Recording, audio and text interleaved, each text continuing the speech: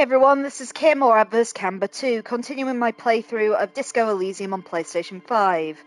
And this is a little kind of bonus one. It's just because last night we were getting a bit late and I was kind of in the wind down to the end of the game, but just didn't quite have enough time to get there. I think there's only likely to be maybe an hour and a half of game left, so I just thought I'd get through it now, just so we can get to the end of the game, and it means that next time, probably Tuesday's session, we can start something brand new. So here we go. So last time, as you probably saw, we had the tribunal, which was the showdown with the other mercenaries. We figured out, even though Claget has miraculously disappeared, that she left us a clue saying that the shot that killed Lely, the other mercenary, the hanged man, must have come from this island. So we passed the point of no return where the game warned me I couldn't get back. We took a boat out to the island. We just had a small dream sequence where Harry confronted exactly what went down with his former wife, which was very heavy to end on. And now here we are, just exploring the island. We've been told there is a man who sometimes lives here, who's presumably our shooter we've got to find. But on we go. You see candles planted on a broken rangefinder. A moth-bitten bedsheet keeps the wind out. Books and magazines lie scattered on the floor and on a makeshift cupboard. They are not particularly well organized. I sift through them. Most are soft covers, serialized fantastique and detective stories from the 20s and 30s. This disparate digest includes the classic Animal Adventures. Among what is mostly commercial fiction and serialized stories, you find a magazine cathodique for electrical engineering. Then it's back to pulp. Light erotica, an international thriller about circuit benders. Someone's made themselves a home. Conceptualization. Does anything stand out as unusual? Not that you can tell. This is a digest of someone who's dead bored. Most of it is for entertainment purposes, fittingly right next to the radiola on the floor. There's nothing? Nothing out the ordinary? Maybe it's a little old-fashioned. There's a nude mag. More than that, you can't say. Fair enough.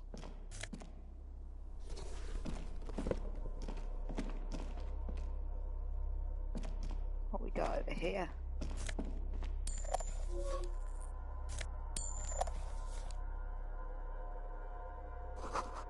This great blast door must weigh over 10 tons. Rust peels off it. You see a small metal door nested inside a larger one, a heavy steel blast door. There is a conventional keyhole above the handle. It's very small. What's on the other side? Another part of the island, probably.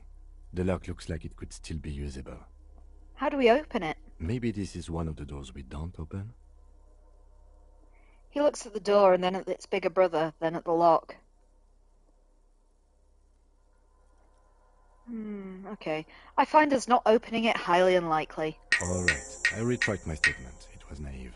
Let's look around and get it open. Okay. Oh, there's a thing up there too. I don't know if I looked at that when I was up at the top side. Let's go check it out. An old cylindrical generator is nested above the ammo lift, with makeshift electrical wiring running out of its side and across the floor. The cables disappear into the wall to your right. The lieutenant puts his hand on the metal barrel, checking for warmth. It's cold now, but someone has been maintaining it. The wiring has been repaired. I pour fuel into the tank. The lieutenant assists you, holding the canister up to the fuel tank as you tilt. Dark brown, viscous fluid pours out, and the room fills with a chemical smell. There's a red starter switch on the side of the cylinder and a start rope on the other side. The lieutenant flicks the switch. I pull the rope. The recoil start wakes the old generator up. The machine sputters like an old warhorse before settling down to a rattle. That should do it. Where do these wires lead? Downstairs, somewhere? I tap the side. The tank is far from full, but there should be enough inside to keep it going for a day. I leave. Okay, Info, you're online at the moment. Would you like to level up my character? Again, it could potentially be our last level, so choose wisely.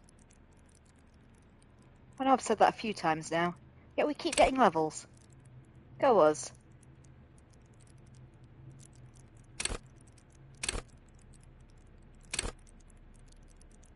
If you're being quiet, I'll pick for you.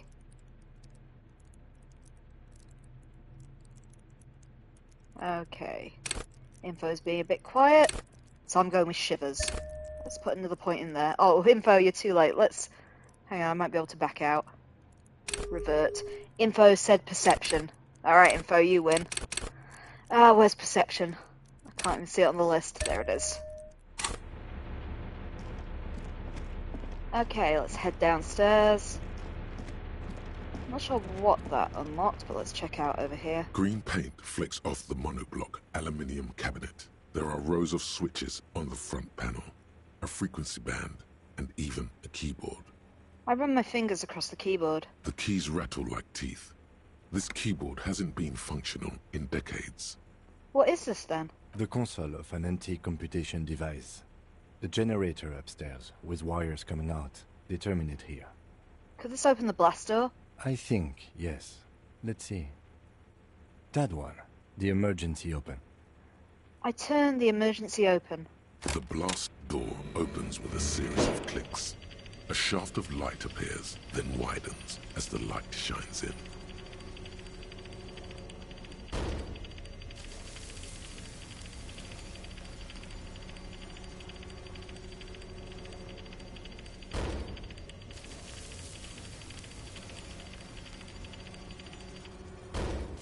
A sudden wave of anxiety makes your skin crawl. After you. What's there? I point to the door. I don't know. A thin wisp of smoke rises from a charred black fire pit. The wind picks up, then dies down again. I'm scared. Don't be. I have a gun. He takes out his sidearm and checks the barrel, then holsters it again. I also have a gun. I know. It was not easy to acquire. Let's go.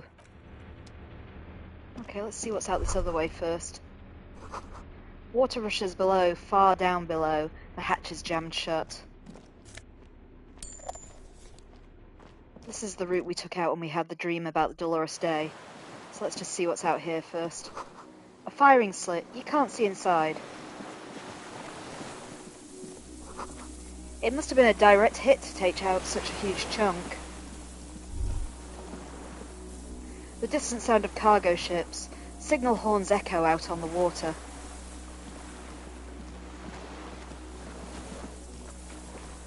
I can remember how we got down in the dream. It was a bit tricky. So we kind of followed this sort of barricade up to the top. Though presumably we won't be able to walk out on the water like we did in our dream.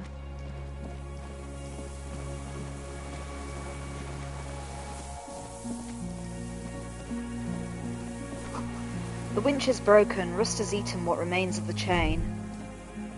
A strange feeling looking at the water. Maybe you should just wander off into the sea. Leave it all and walk in with a bottle in your hand. A bottle in my hand? Always. Why? Perhaps there's someone there, under the water, waiting for you. In front of the video rental, on the corner, at the crossing. Smelling of tutti frutti and betrayal. Baby, you know it's going to hurt. But it's cold. Yes, cold and still. But love is warm, like the inside of her mouth. Yes, please. Oh, fuck, yes. Go there in your head. It's been days since you thought about her. A week. No, we're not starting with that. Not now. Not this time. This thought is over. I raise my sight. In the snowing mirror of the bay, you see Martinaise, reflected. Tall edifices of ruins reach into the water, like shimmering towers. And the shacks too. Pine trees and motor lorries, upside down. Islets and posts, like stepping stones, lead into the water in front of you. Go. Step in. It's been too long. I shake my head. Okay, so I guess we can't get up further than the chain in this version, because in my dream I walked out along the chain to meet with my ex-wife in the form of Dolores Day. Oh, let's press on. Oh, can we go up here? Let's check out this. The pain in your pelvis makes you wince, then continue. Inside the fortress, you make out the console and blast door.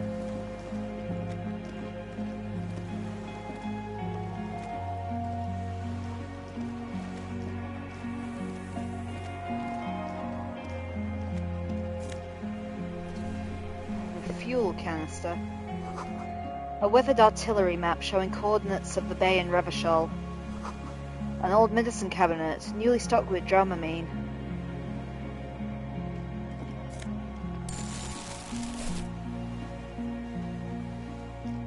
There's a rain-soaked mattress on a concrete slab, only half covered by the crumbling roof. At the head of it, double embrasures, firing slits like two eyes in the wall. B triple prime.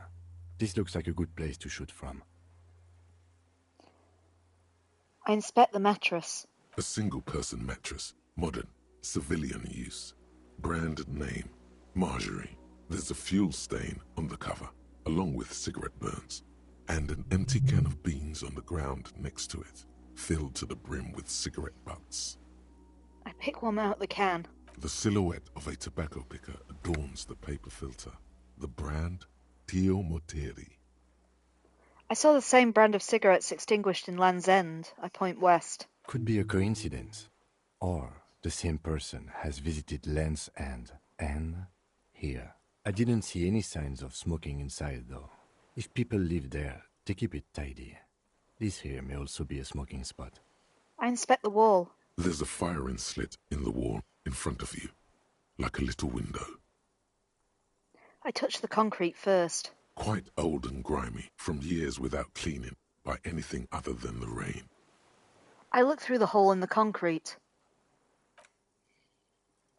The springs screech as you lean on the mattress and crane your neck to look out. Trepidation, a tingling feeling in your stomach. A small piece of Martinaise coastline opens up in the square in front of you, like a tiny landscape painting. 1 kilometer across the water. The ruins look familiar. On the left? A towering skyscraper, its top floors shaved off by artillery fire. Capeside apartments. Rue de Saint-Ghislain, 33A and 33B. And on the right? The red chimney and collapsed back of the 4-story tenement in front of the whirling in rags. Rue de Saint-Ghislain, 10. The doomed commercial area. And between the two? The box-shaped silhouette of the whirling in rags. You see a small fleck of white on the rooftop, the upstairs window of Clausia's room, in the snow, reflecting light. Motherfucker. What does that mean? Do you have line of sight to the window? More than that. Kim, with a pair of binoculars, I would be able to see into the room. A pair of binoculars? Or a scope of a rifle? You'd be prone, lying on a mattress, barrel resting on the embrasure. Cheek against a cheek rest, hand on the hair trigger, on a calm day like this. Kim, I could make it. I could make the shot. Good. I think we have it, Detective. The origin of the shot. This is the sniper's nest. Finally. Oh no, let's go. Booyah! Master cop work. It's only moderately effective cop work until we have the weapon. It will not be, how do you say it, booyah, until we have that. Could the shooter still be here? Where? On this island? He does not answer, just nods. With his back hunched, he looks around once more and says he feels uncomfortable suddenly. We should move now.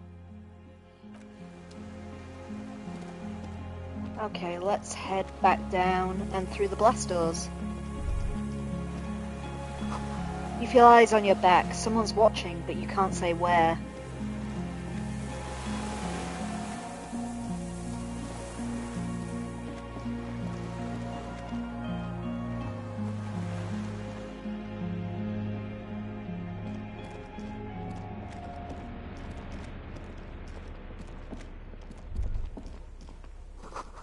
Walk slow, it might be dangerous.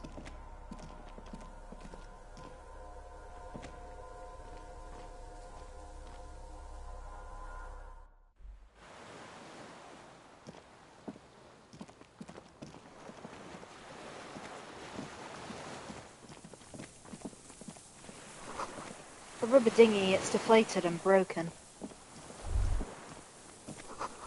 Small white flowers blossom all around you.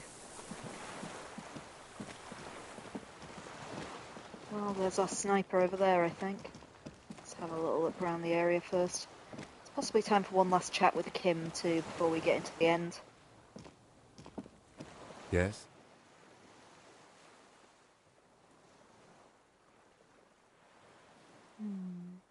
Can we get our logic up and see if we can finally ask him that question? Let's give it a go.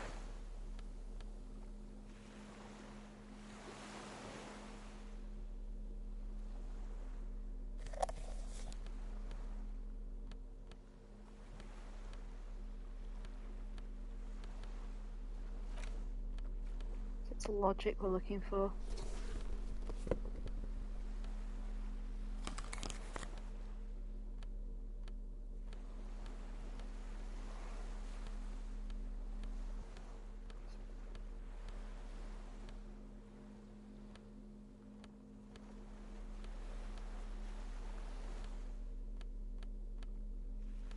Okay, that's all my logic.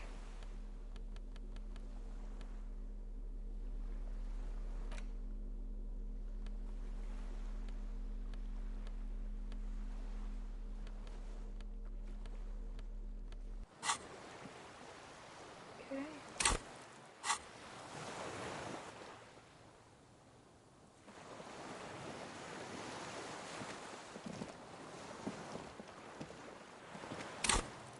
Can't remember how we actually use the cigarettes because they increase certain rolls too. Does it say on them? It does not.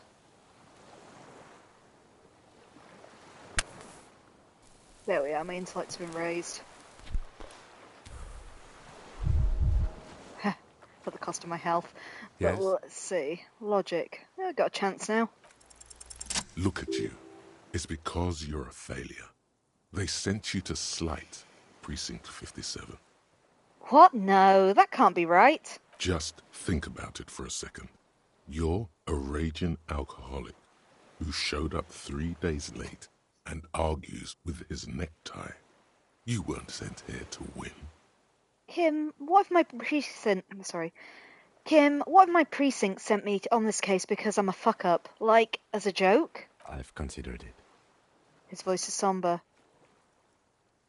So it's true. It would be immensely ugly of them, not to mention unprofessional. But I also think it's somewhat unlikely. Why's that? I checked the records. This jurisdiction dispute, who polices Martinaise, reaches back to the 30s. It's as old as my station. And all this time we can't decide who gets Martinaise? I think, yes, both stations would prefer a win. So you are their finest. I am the finest of nothing. Do you really see me as a safe bet? Safe? No. But you're old. You've made it this far. Something has brought you through. We've only just started working together, so I don't know what it is yet. But it's there. So no, I don't think they sent you as a joke. And even if they did, they are in for a surprise. He's right. There are no airtight theories, just paranoia. You've given it some thought. Now let it go. What about me? He won't talk Good. about himself. Let's change. There we go. And we got another level. Let's level up something quick before this encounter. What should we do this time? You still there, Info? Do you want to go up another level?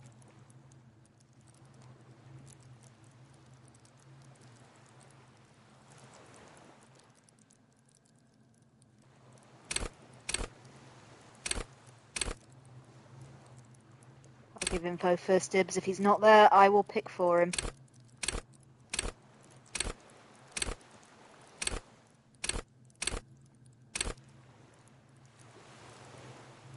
Okay, no info, so let's just pick something. What haven't we done for a while? Shivers. I was going to go with Shivers last time. Let's do that again. And we're off.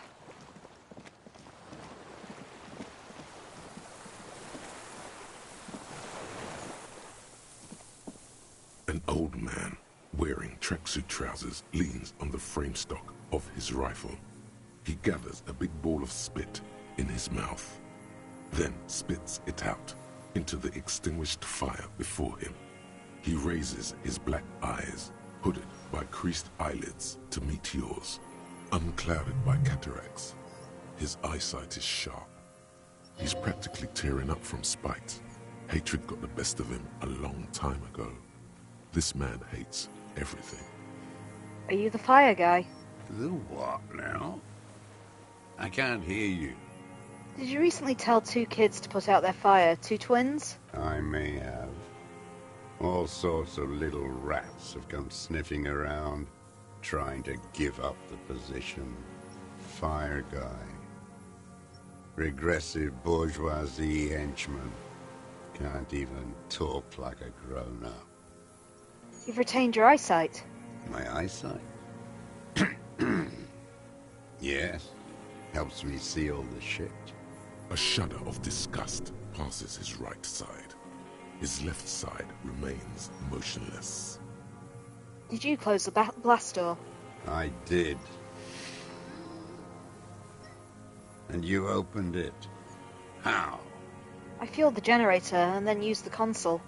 I should have burned that console down. He shakes his head. How did you know I was coming? Reactionary rock and roll music. Playing on the water. Told you we shouldn't play sad FM.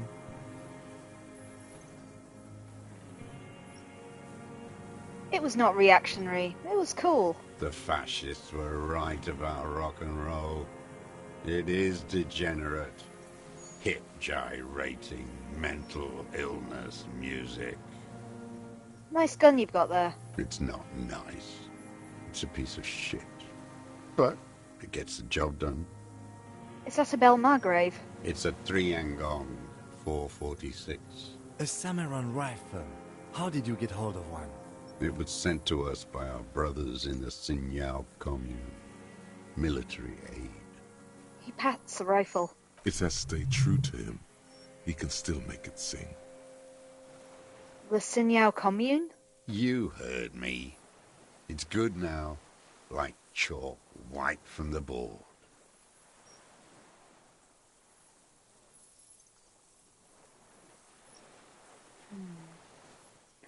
Sir, we need you to put that gun down so we can talk further. We're with the police.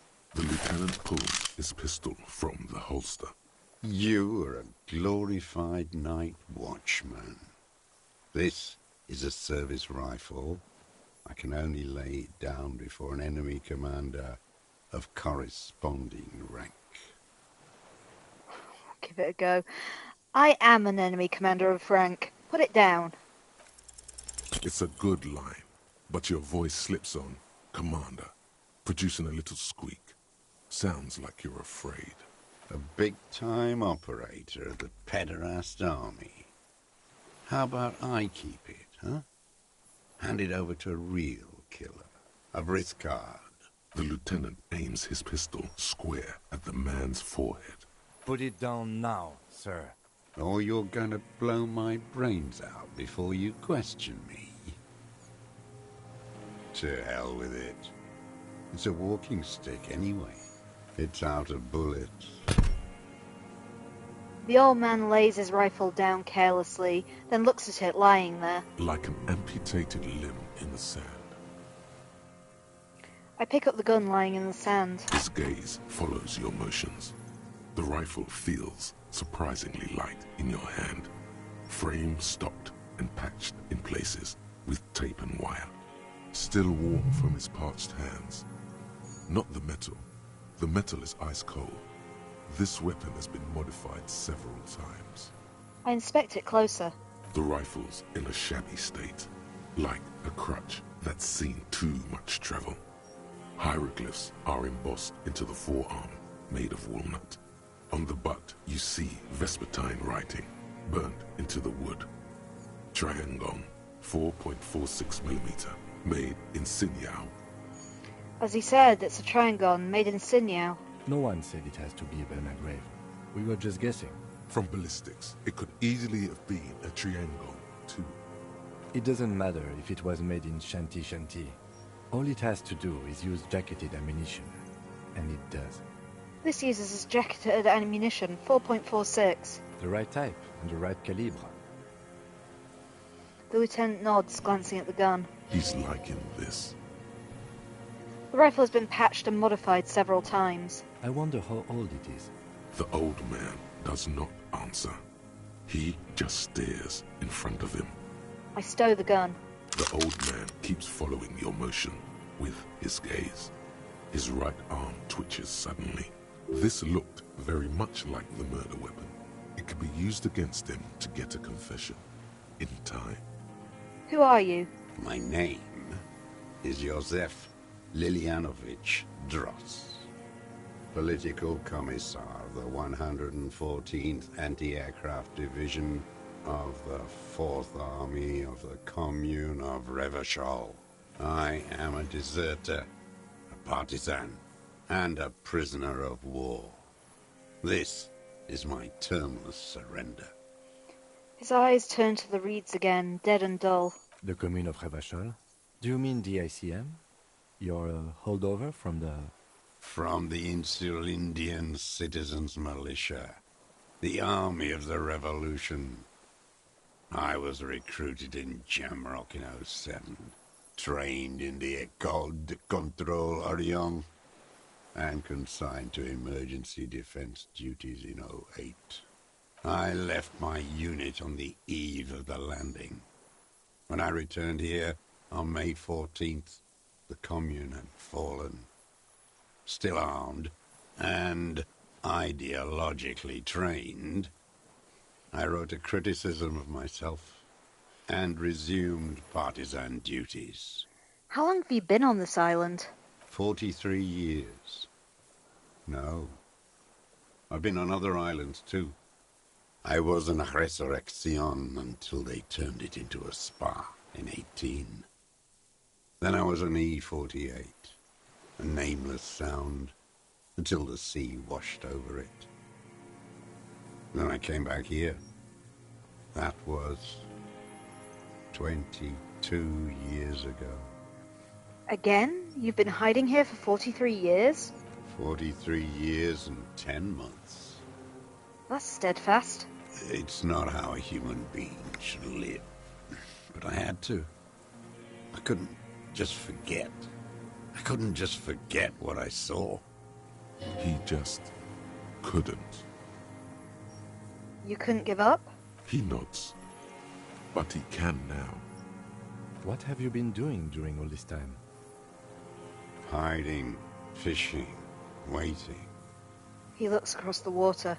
Where the afternoon grows late, on Rue de Saint-Ghislain, people walk home.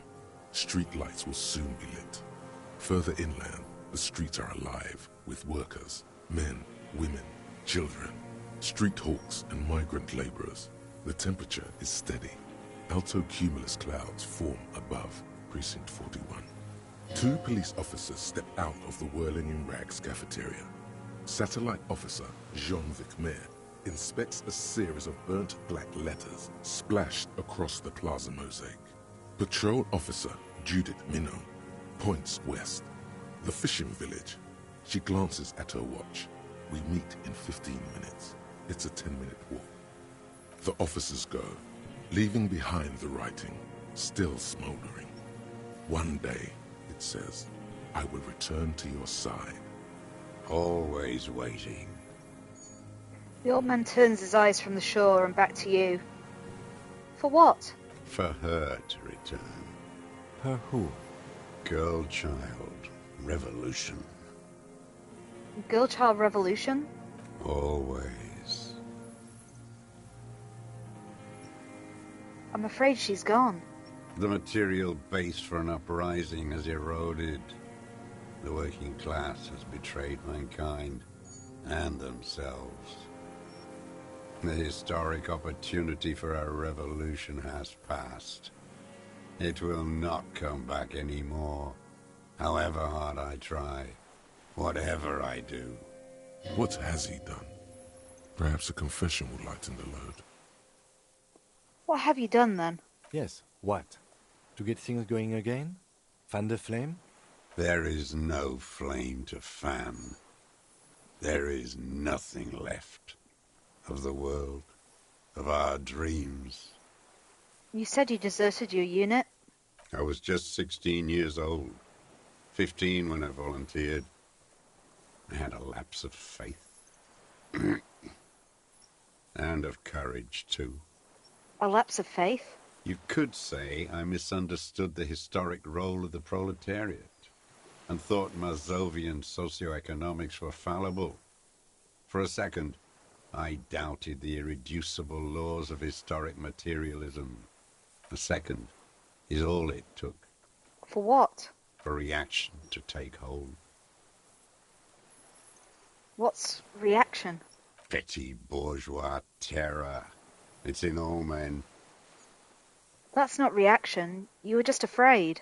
It's the same thing. You haven't seen it. Not really. Not naked. It's impossible not to be afraid. And this was when? The lieutenant instinctively looks to his notebook, but does not take it out. May the 13th, '08. 44 years ago. The horizon was black with coalition airships. Their petroleum rose to the sky, and it looked like it formed the clouds. Storm clouds. When they started shelling, it was dark magic. Dark magic? The combined might of international capital. All at once, all the greed and terror in the world tore into Revachol. It lifted streets from the ground and turned houses into ghosts. We were in the flak tower. He gestures towards it. Huddled on the floor. The artillery was 80 kilometers away in Ozon. But I knew the commune would fall. We would all be turned into ash. So I said I was going to the map room. What then? I ran. I climbed the chain link across the water and hid inland, in the bunkers underground, like the weakest of the weak. A mouse, frightened of the ordnance all night and the sound of the rotors in the morning, whirring.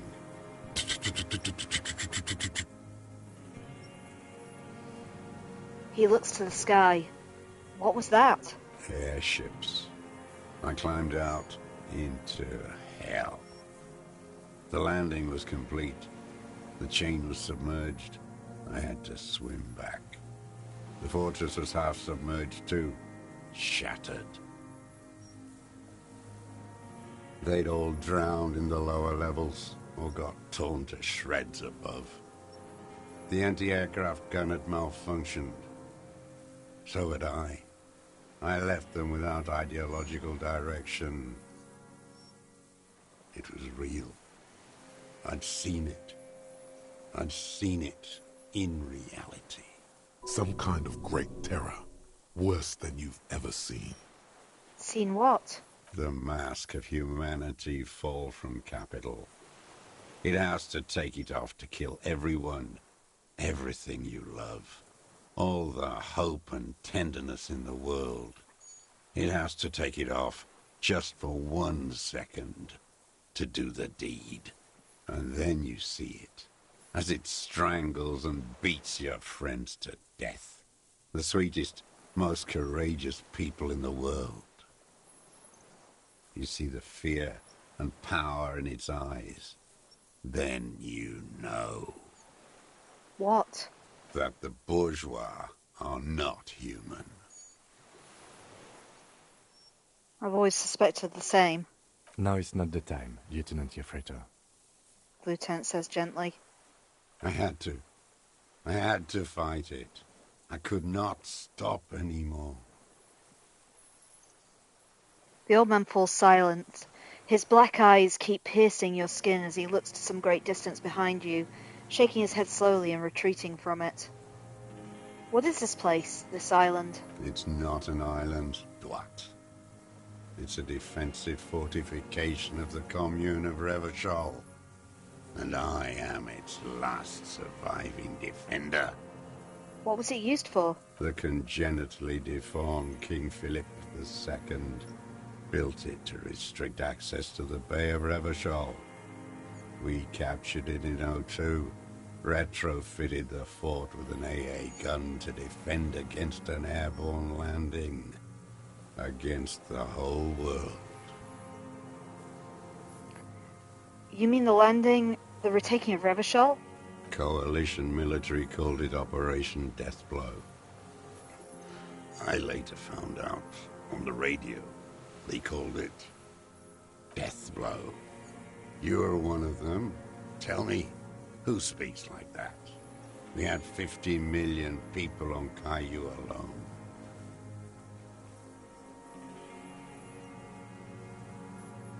First, I'm not one of them.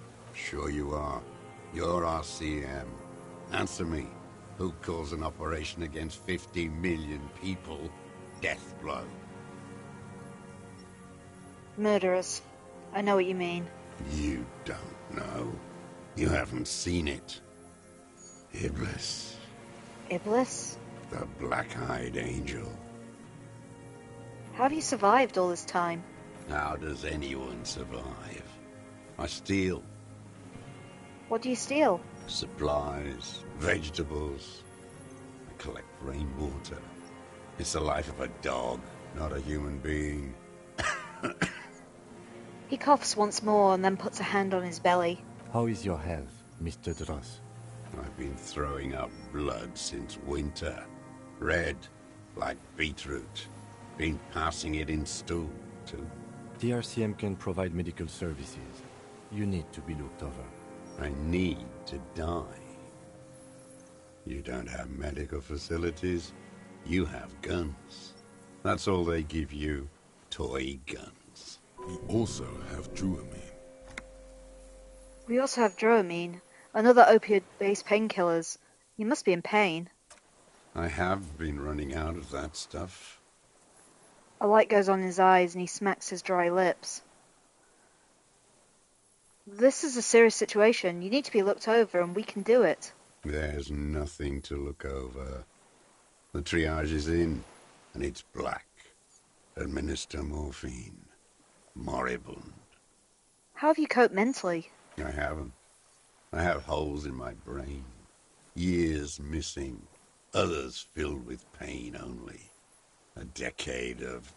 His eyes roll into his skull and back. I don't even know what. Inferno?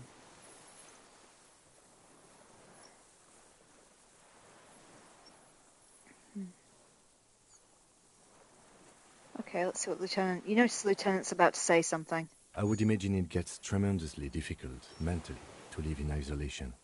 Traitors. It's better alone. I watch the people of this city turn the lights back on, more and more each year. Ruins, glimmering in the dark, like a fucking merry-go-round. It's disgusting.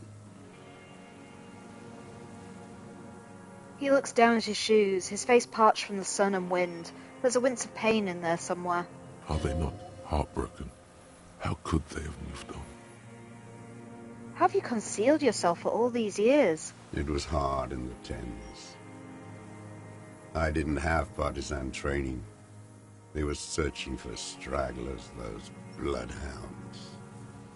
Floodlights on the water at night. There were posters, campaigns. We communards still hoped, and they needed to snuff that hope out. The East capitulated. Martinaise and Cold City were turned to dust.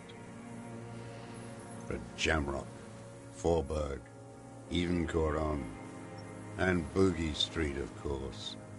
Those fucking kips had Marsov coursing through their veins. And others too. Some cordons of Revachol was still fighting. There were cells. I tried to contact them. Soon they all went silent. The frequency's dead.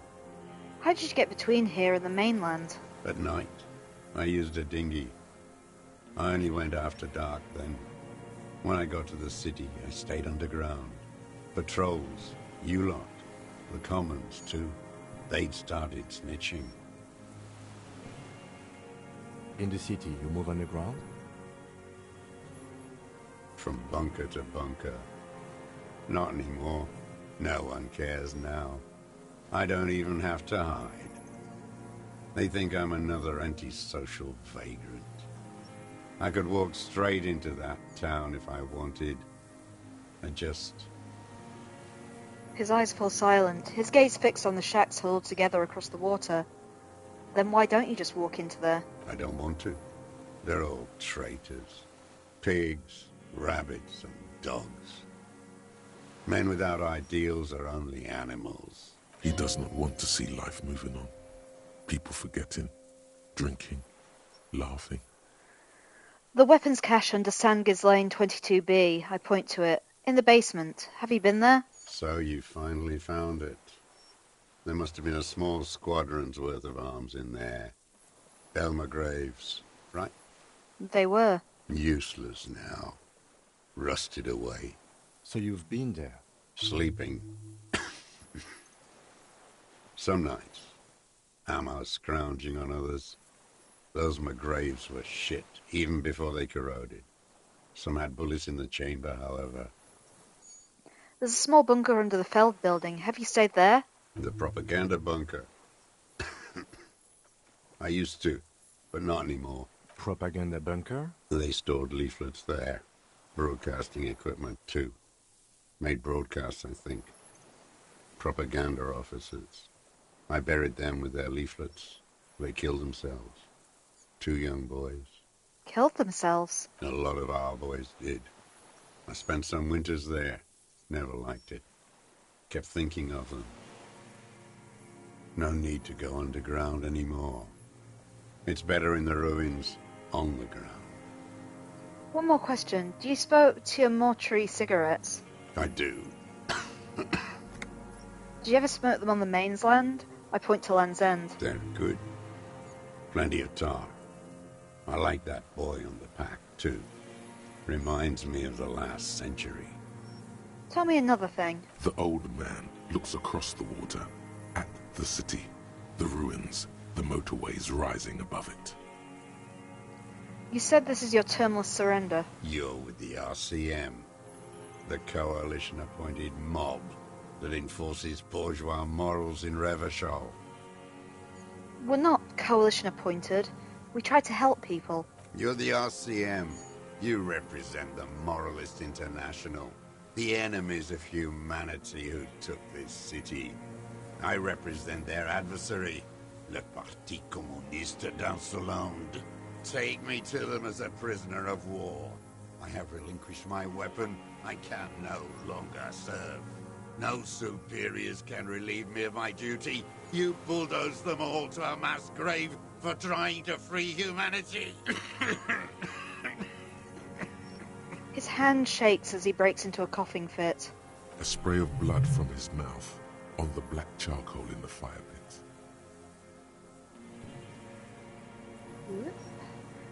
So you're a communist soldier from the communist army? No, I am not a soldier. I am an ideological officer. I belong to the party, not the army. But you said you were trained and assigned to the Defense Corps. Trained in historical materialism, then assigned as a political commissar by the party. These things used to mean something. Wait, what does a political commissar do? The old man does not answer. He tilts his silver head and looks at the reeds. You see a small tremor pass through his legs. His job was to assure the army answers to civilian control and follows the ideology of the Commune. Lieutenant says softly. Scientific communism. A commissaire politique is a night philosopher of the revolution, a future human. He was like a cleric, a shepherd. So you're like a priest? No. The opposite of that. A future human, not a human of the past. That means you're a trained communist, right? He nods slowly, then another tremor. I'm also a communist. No, you're not. You're a liberast. A liberast? A liberal and a pederast. It's what most liberals are. I'm not liberal, I told you, I'm a communist. Detective, we have not come here to discuss ideology. He then turns to the old man. We have come to ask questions regarding a murder investigation. The old man spits into the fire pit. He does not say anything more. A jitter passes his lower body. I have another serious question for you. There's nothing serious in this world. It's a farce. What have you been using the gun for? I've used it for killing people. Here we go. A trail of blood. The lieutenant smells it too. Killing people? It's a gun. That's what they're for. You want a moralist euphemism? Defending your family and your property. I haven't done that. I've used it to kill people. Interesting. During or after the war? There is no after the war. Class war is never over. Be careful now. Slow and steady does it. Make him repeat it first. Don't mess this up. Remember, he wants to tell you. Get personal.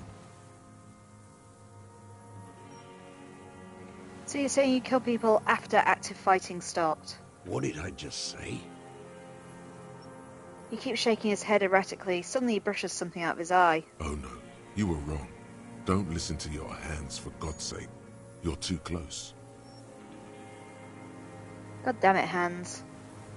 Did you use that gun to shoot and kill the mercenary on the coast? The who now? He leans in and cups his ear. He hurt you. He just wants to hear you say it. You're in.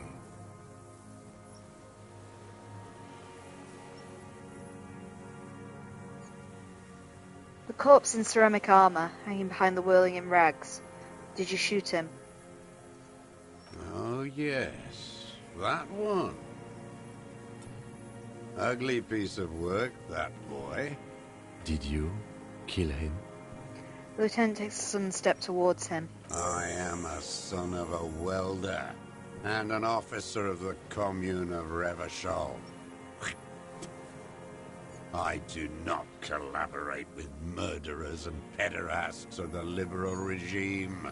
A drop of blood in the saliva. Tear into him. Pile it on him. Everything you got on him.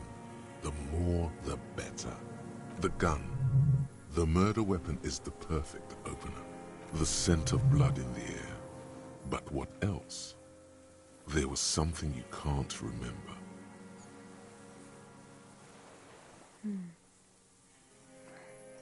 I don't need your cooperation, I've got this. I show him the Triagon 446. Not a lot of guns around that use military-grade ammunition, are there? It's a real gun. Not like your little musketeer pistol. I've seen you prance around with that, jumping hoops for the liberals. You look like imbeciles. Why don't you ask them to give you real weapons, eh? Going against automatic rifles with a flame bomb. Of course you got all those boys killed. Damn, he saw you. He's watched it happen. So he saw you. Okay. So what? Don't let it divert you. We saved a lot of them. Their leader, Titus, we handled the situation. You didn't handle anything. I watched it happen. You let those murderers rip right into them. Got most of them killed. Even the fat one. None of those people mean anything to you. The vultures feed on this city, and you prepare the meal for them. So you watched the fight? Did you like what you saw? The mayhem. It was all your doing, your plan. You got them killed. You don't know anything. Stop changing the subject. We have the murder weapon. You know what? You're right. I'm convinced this made the shot. Should we call it? The lieutenant looks at the weapon demonstratively. You think we have the murder weapon? 4.46 jacketed ammunition, modified for range. We have it. Then I'm This is calling it. We have the murder weapon. Good. The lieutenant takes out his notebook and draws a single line. This feels good, doesn't it? Tearing things up like this. When you have the murder weapon, you have the killer. Murder. The old man does not say more. He just glances at the reeds and twitches once more. This pushed him, but not enough. Just a little more. We're still going, guys. Hang on, there was a skill check that we need to make shortly, wasn't there? I can't remember what it was, though. Oh dear. Oh well. Want to pick something to level, guys? If you fancy, it's being inordinately generous with skill points at the moment. Wish I could remember what that last roll was. I think it was an observance-based one, but I can't think what it was. Maybe it was conceptualization. Yeah. Let's give it a try. Oh, info's saying suggestion, okay? Info says suggestion. Let's go with that then. We've done the ballistics. I point to the tower. The shot came from this island. I saw you poking around there, looking for evidence. You're damn diligent when it comes to dead fascies. Did you like the view? You had direct visibility. There are embrasures in the concrete, specifically meant for a top follower to use. And you had a long-range rifle in your possession. The lieutenant softens his voice. You have been here a long time, Mr. Dross. Too long. You need medical aid. I'm ready to die. I've done my part. It's the best uninterrupted line of sight into that window in all of Martinaise. Because it's a sniper's nest, you stupid fuck. Radio Gosh is right. You have worms in your brain. Another sudden twitch, then one more in his right eye. Almost. He almost burst out there. Keep piling arguments. Anything. Come on, what am I forgetting? I hit myself in the side of the head. Wait, here it comes. The goddamn Maybells. The dried Maybells on Clausia's roof. Oh yes! There were Maybells in the grass when you got here. They're revolutionary symbols from the war. Nowhere else, nowhere in all of Martinaise have you seen them this spring. Wait, don't forget the footprints. The diagonal prints in the dust in the secret space behind Clausia's bedroom. Now, they're gonna come up. Of course, thank you, Head. Thank you. You got it. Remember, the boot prints were like no modern soul. There were Maybells behind the victim's window. I show him the dried flower. Damn Maybells. The whole island is turning white with them. He seems tender suddenly, nostalgic even. A strange mood swing. So many this year, too. The spring is coming. No, it's already here. Wash the filth away. I haven't seen these flowers anywhere else in Martinaise. Only here. They blossom on the islets before. We fertilized them with our blood. Resurrection was snow white in May, before they ruined it. South, the Bay of Martinaise is dotted with little freckles of islets, turning green, with white flowers in white snow. The coast, too, before they piled their containers on top of it, filled with broken, useless trash for fat-fingered bourgeois children to play with. You must get around a lot to stay undetected all these years. Do you know any secret paths? Pinball workshops? I may. A young woman called Clagier. Ring any bells? These dry flowers were behind her window. Clagier. He repeats the name with care, as if it were at risk of breaking. You like that name, don't you? She had intimate relations with the victim, the mercenary. With the victim. He turns his sight from the whitening field of flowers and falls silent. Then the muscles in his jaw twitch, a spasm. Don't leave any loose ends. Get him on everything. I wonder what brand of boots you're wearing. Everything is brands with you individualists. Who cares what brand my shoes are? Sansa?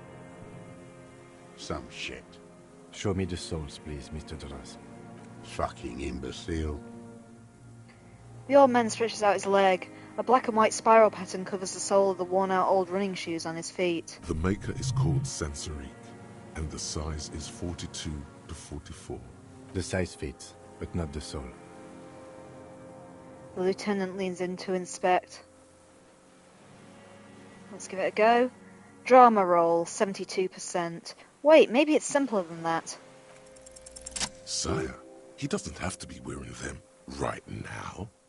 People change shoes. It doesn't mean you weren't there, near the room the victim died in, sneaking around. Racking those brains, are you? Desperate to report something back to your masters? They must have really loved that dead fuck. The lieutenant gives you a quick sideways glance and nods to acknowledge. The prints were his. You can see it in those eyes. He can't keep them from flickering, looking for something. The old man stares at his own prints in the ash around the fire. Silent suddenly, some strange process within him. A gush of wind. Seagulls in the distance. You know who he was. A coalition-trained murderer. Armored and armed. He wasn't human. The blunt end of a hammer. Dripping with blood. He was a killer, but he was still under the protection of the law. Beating us to the ground. Moaning with joy. You hounds get so thorough when a company-trained killer dies. I haven't seen you on this coast for 40 years. You know, maybe I should have killed one sooner. Got your attention. Now you stop beating druggies and prostitutes in your basement. Now you come to investigate. Not when they die by the hundreds. He breathes through flared nostrils. So you killed him. Oh, the inhumanity. One paramilitary less in Reversham. You can almost see him squeeze a tear out of his eye. His fists begin to tremble from the anger. The lieutenant raises his right arm to hush you. Hush. He does not need to be pushed anymore. The ball is rolling. I hold my breath. I had them in my sights. Both of them. Him and the whore. I was breathing with them, in phase, and I pulled the trigger and flew on the air until I landed in his mouth. He begins to smile. I didn't think I had a shot like that in me anymore. I did. I saw him kneel there with his mouth full of death, and that stupid look on his face. And his dick still in her. There, a hot flash of rage almost carries the smile away. Some dark peace. And then what? Nothing. I went to sleep. Next morning there were Maybells everywhere. The world was white. Or what's left of it, anyway. My last spring here. I knew the fascists would come to avenge their own. And so they did. Mr. Duras, are you aware you're confessing to murder? The lieutenant asks after a second of silence.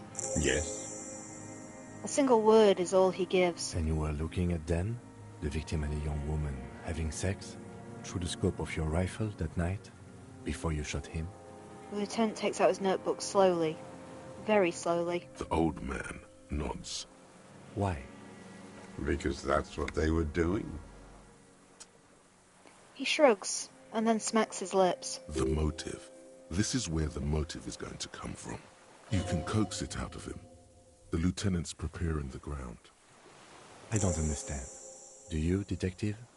I don't understand this part. Why were you looking at them that night? I'm always looking. He cocks his head to the side, then turns his eyes to the city. Another tremor passes his right side, lower in intensity. Are you always looking through the scope of a rifle? I'm just trying to understand. A rifle's scope has the best magnification. Helps him see all the shit. And if you don't like it? Click. If it's part of the shit you see... Then you pull the trigger? Yes. Think of it as a form of critique. Start with when he first saw him. It will give him a chance to ramble. Starting to get up? No, not yet. When did you first see the deceased? 3 weeks ago, when the rich hag came in on her galley. Her honor guard came in tow. The rich hag? Wrinkled up whore. What's with all these whores and pederasts? Aren't you a communist? Black sexual morals are a bourgeois ploy. As to pederasty, the party legalized it in '04. My party, not your liberal masters. He spits onto the dying coals. So don't you sermonize me, you racist shithole. It's still bourgeois when the bourgeois does it, fiddling with their sexual organs. Some strange glandular process takes place in him at the thought, like yeast rising. And anger too, in addition to loneliness.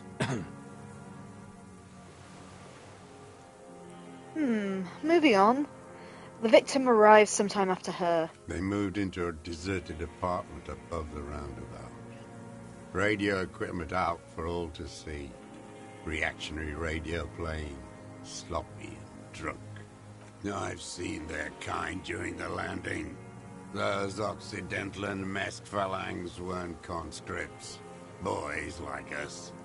They were whites. All they know is to destroy and hurt. Whites? Barely alive. They like to kill while they're on their drugs. After the landing, in the burning years, I would take shots at them. End them. The worst ones, if I had a bullet to spare. I could see they've returned now to show their real face. The face they don't dare show their bourgeois voters back on Monday with their families and polyester clothes. What specifically did you not like when you saw the night of the murder? Them. Fucking. I didn't like that. So you were jealous? Jealousy is a reactionary concept. I didn't like the Reaver enjoying himself. Drugged out, soothed in the arms of a young woman. I wanted him to die so he could not enjoy life anymore. And I wanted to see his head explode. That too. She should know better than to hold a child murderer between her thighs. I knew he'd be there for one more second. Writhing. That's all it takes for the bullet to reach his head. Now that I think of it, I wasn't aiming for his mouth. I wanted his brains to spill out on her. But you can't have everything. Her body sweating from the drugs, slick from cerebral hemorrhage. This man has seen past her, like you did. And now he longs to see her covered in blood, to punish her. How long have you been watching her? Since she came to Martinaise. I saw her sneaking in the reeds early in the morning, behind the Fell building. It was dark, still winter.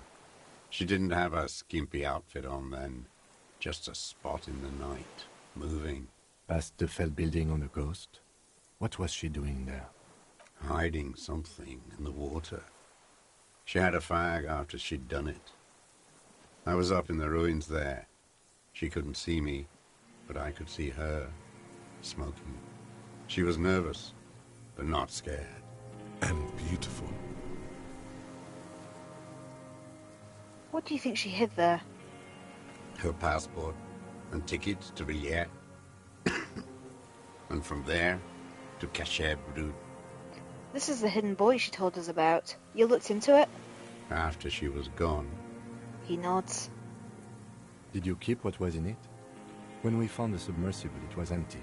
No. Why would I do that? I didn't need tickets to Villiers. I'd put them back. If I wanted to extort someone, I'd do better. Are you sure? We checked the submersible and there was nothing there. Why would I need that trash? I'm not going to Villiers. Moving on, did you continue watching her after this? I did. She had a face like an archipelago, with those birthmarks, and a body hard and lean and bruised all over, black and yellow. I could see she's taken a beating. I could see who she was, too. A spook, on the run.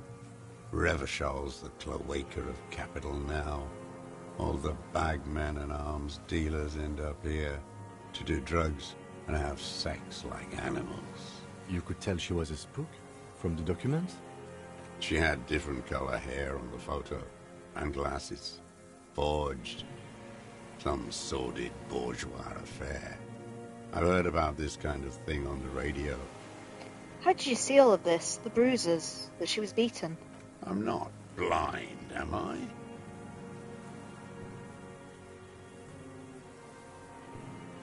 Okay, let's try that, I guess. We've got a good chance. Reaction speed, 72% high. How does he know those minute details about her body? It quickly comes to you.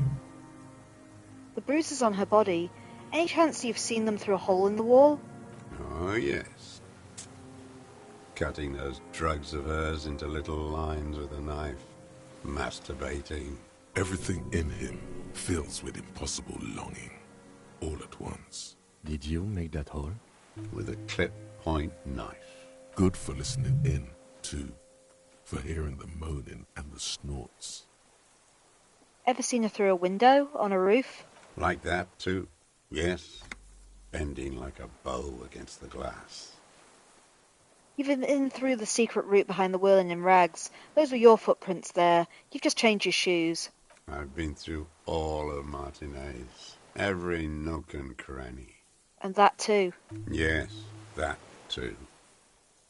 The things they did in that little room. What she'd do to feel good.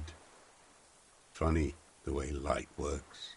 You turn it on inside, and it gets so dark out, you can't see a man looking in. I learned that in the 20s, when they were still hunting me.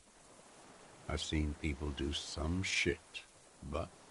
He keeps shaking his head. You hear the familiar scribble of the lieutenant's pen. A quick glance at you. One more loose end down. We're doing this, detective. How did you get in there? The hidden pinball workshop.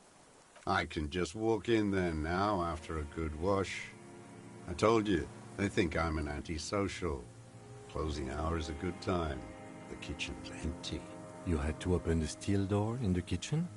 How? I got that open a long time ago. Some bourgeois game merchant lived there. I don't know, 15 years ago. He left spare keys all over, and I took one. Then I saw her turn the light on one night in my scope. He points towards the whirling in rags. You wanted to punish her, so you killed him. She practically breastfed that man. You wouldn't believe the things she let him do to her. He shakes his head and stares at the ashes. You stare at them too. In your mind, her innocence day still turns to leaf. Airport bag in hand. Silks flowing in her wake. The dream. See you tomorrow, Harry. Her voice rings in the evening air. Burning.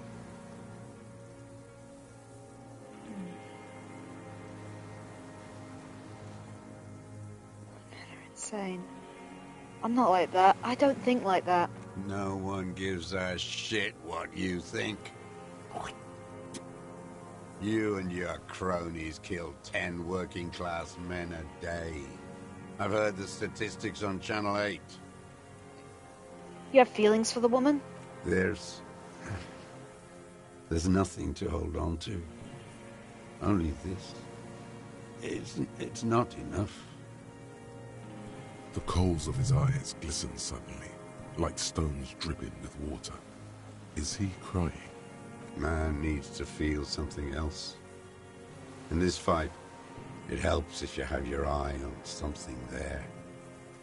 It's weakness, I know. Is that why you left the dry flowers behind her window? No. He starts to shake his head again, a sunflower on a withered stalk. Why then? I don't really know. I was there one night and she was crying, like a child, in the corner of her room on the floor, like she does sometimes. When was this? The day after I killed him. And you brought her the Maybells? Yes. I don't know why I do the things I do anymore. It's as if something put the thought there to leave the flowers. Something put the thought in you, a compulsion. What do you mean, put? He raises his eyes, they're round and wide. A brief flash of terror. I just got this feeling, and from what you said, do you agree? Maybe. I told you, I have holes in my brain now. I wouldn't just sit here waiting for you. A sudden pang of rage. If you came 10 years ago, I would have killed you. He wipes his eye. In the silence, the lieutenant draws a line in his notes, then nods at you once more. One more down. So in conclusion, it wasn't about him, it was about her. Her. He repeats, staring at the ashes, then the reeds. There's a twitch in the corner of his eye. The lieutenant nods at you in acknowledgement. That's it. Motive. We have it. Where is she, that Clasier? I haven't seen her there for days. She got away, but she led us here first. She figured someone was watching her from the sea fort. Gone. I knew it. She kept staring into the scope this last week at the island, like she knew. He sighs. She'd look at night, crying or smoking on the roof, staring right into me. It doesn't matter. Midtown, across the Bay of Revachol. Cold rain falls on 40-story towers. Above them, Lausanne Central Aerodrome, a cocoon suspended in the grey sky by a web of suspension wiring encircled by hybrid aircraft. I look north. On the platform, a young woman is withdrawing from amphetamines, barbiturates, and alcohol. Yet still she smiles among the crowd, among the great ghost of the city she's leaving, for another, far south, smaller, distant, hidden, not like the great chandelier she sees sparkle in the night below her. Streetlights, towers, tenements, and water, and across it a dark strip of ruins, barely visible if she didn't squint her eyes. There, on a dilapidated jetty in a nameless village, 2 police officers and 1 special consultant look across a narrow strip of sea. The ruins of a seafort stick out of the water, built by Philippe II, reappropriated by the Commune, then lost in the landing. He's there, doing what exactly I don't know. Satellite Officer Vitmer points at the ruins. Behind that anti-aircraft something. That's why we can't see him. Special Consultant Heidelstam is optimistic. We'll see the boat when he comes. Let's go get a coffee until then. I know this interesting little place. Where? His voice trails off as the 3 walk down the jetty. As the men go, Patrol Officer Minnow looks back over her shoulder at the crumbling fortification in the rain, like a rotten tooth rising out of the water. Good luck, Harry, she thinks. You need something good for this. We could get more. We've got him talking. You could get more out of him. He likes talking. Enough. Take him in. Bend his arms behind his back and end this. Okay, we can level up. Let's see if we can level up composure wherever it is. Just because that might help if we can. Composure doesn't seem to be an option unless I'm going mad. God damn it, it's not even a roll. Oh, there it is. Put another point in composure just to help with that one roll since we haven't got much left. Okay, you've been looking at anything else you haven't liked? A tragic comedy. Druggies, prostitutes, and rentiers. Detest pushes the cobwebs out of his eyes, pushes the melancholy aside. He relishes it. More specifically? Specifically, the whole city is a charnel house, stripped clean and draped in neon. But Martinaise is the worst. How come? Because of the racists. Everyone is a racist in Martinaise. It's their favorite thing to do in the whole world. Listening to race-themed radio shows. In the ruins, in their lorries. Pumped full of steroids and Radio Revachol 92. Race this, race that. It's all sanctioned by that Social Democratic Union and the farce of a Social Democrat who runs it. Mr. Clare? Yes, the fly larva in his container. He let some nihilistic advertising yuppies erect a statue of Philippe III, a syphilitic murderer, on the town square, to spit on the working class. Anything more? Not since the serfs of ancient Pericarnassus has history produced a more inert social class than the Martinaise proletariat. The rest of Revachol at least pretends to rebuild. These people still live in ruins. In tents, like animals, like those boom-boom morons on the ice. A pity they didn't drown in that tent of theirs. He keeps shaking his head with sorrow for the sight he missed. Is that all? The worst of them is the blood-drenched Sucrion on her yacht, licking her lips. The old whore's gone now. Her gun-toting porcelain men are dead. So, actually, no.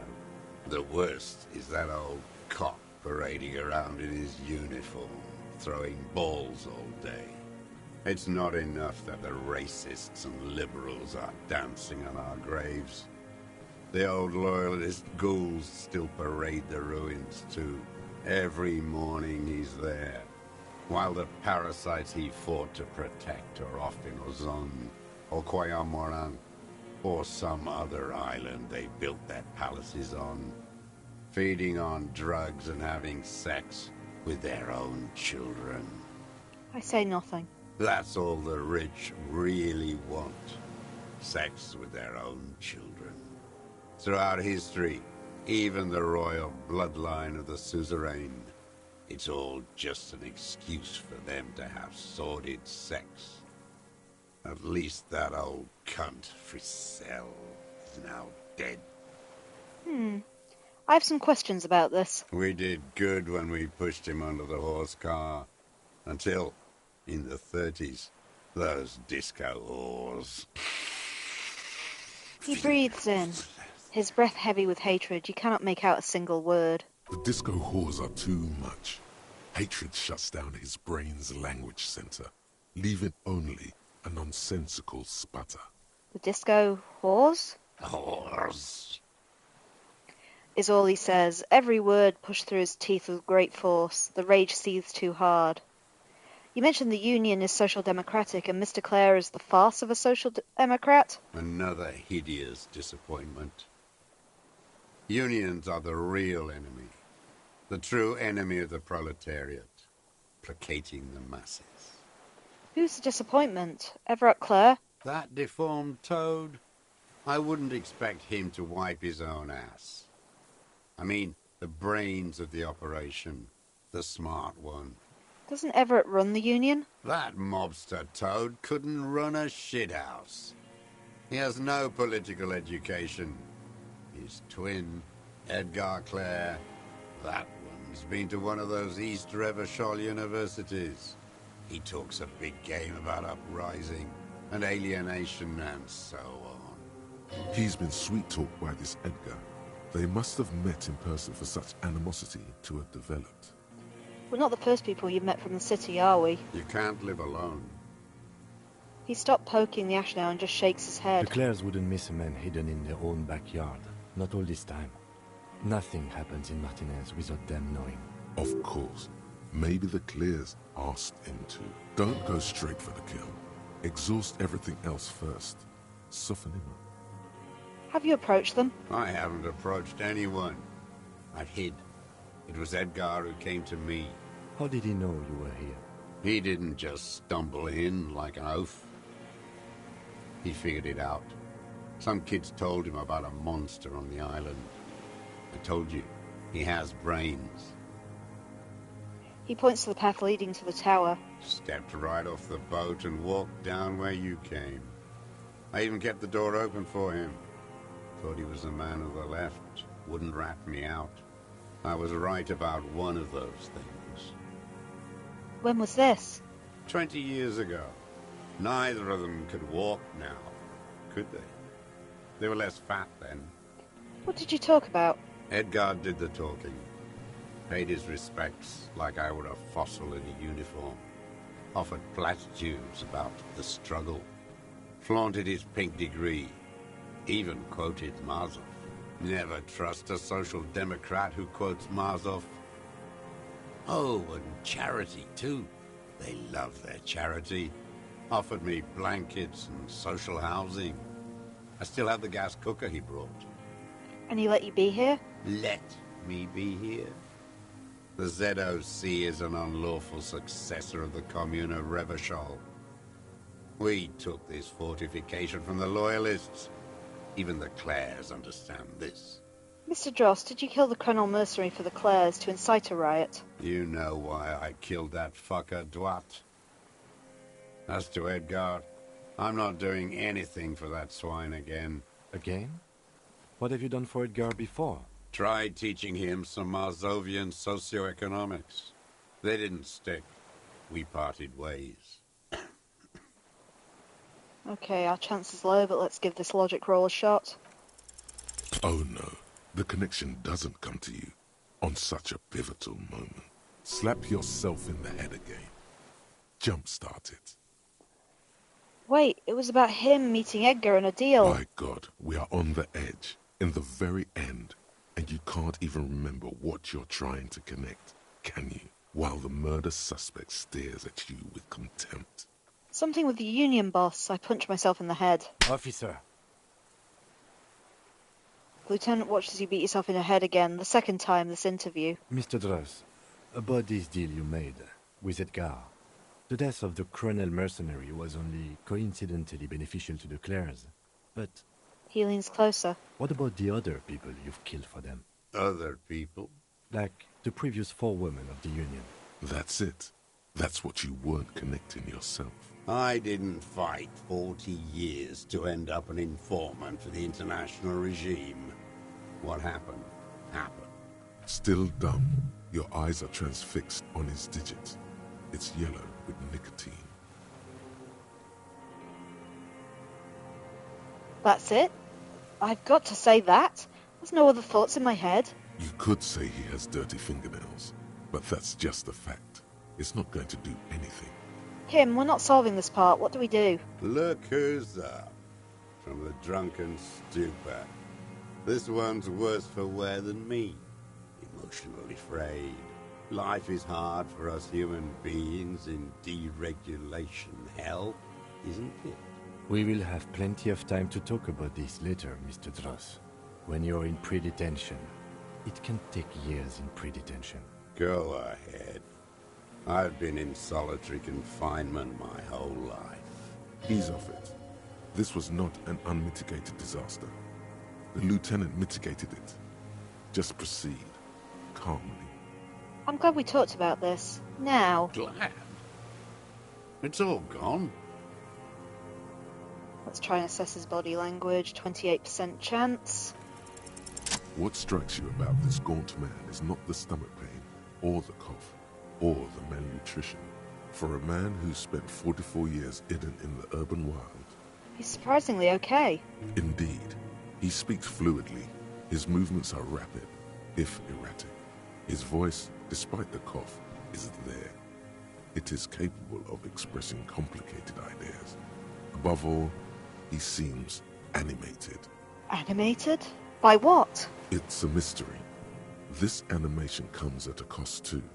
Erratic hand gestures, thought processes cut off like threads. as he just stares at the logs or the reeds. He also suffers mood swings, bubbling to the surface, unconstrained by his nervous system. Great leaps of emotion, from anger to grief, despair. Dementia?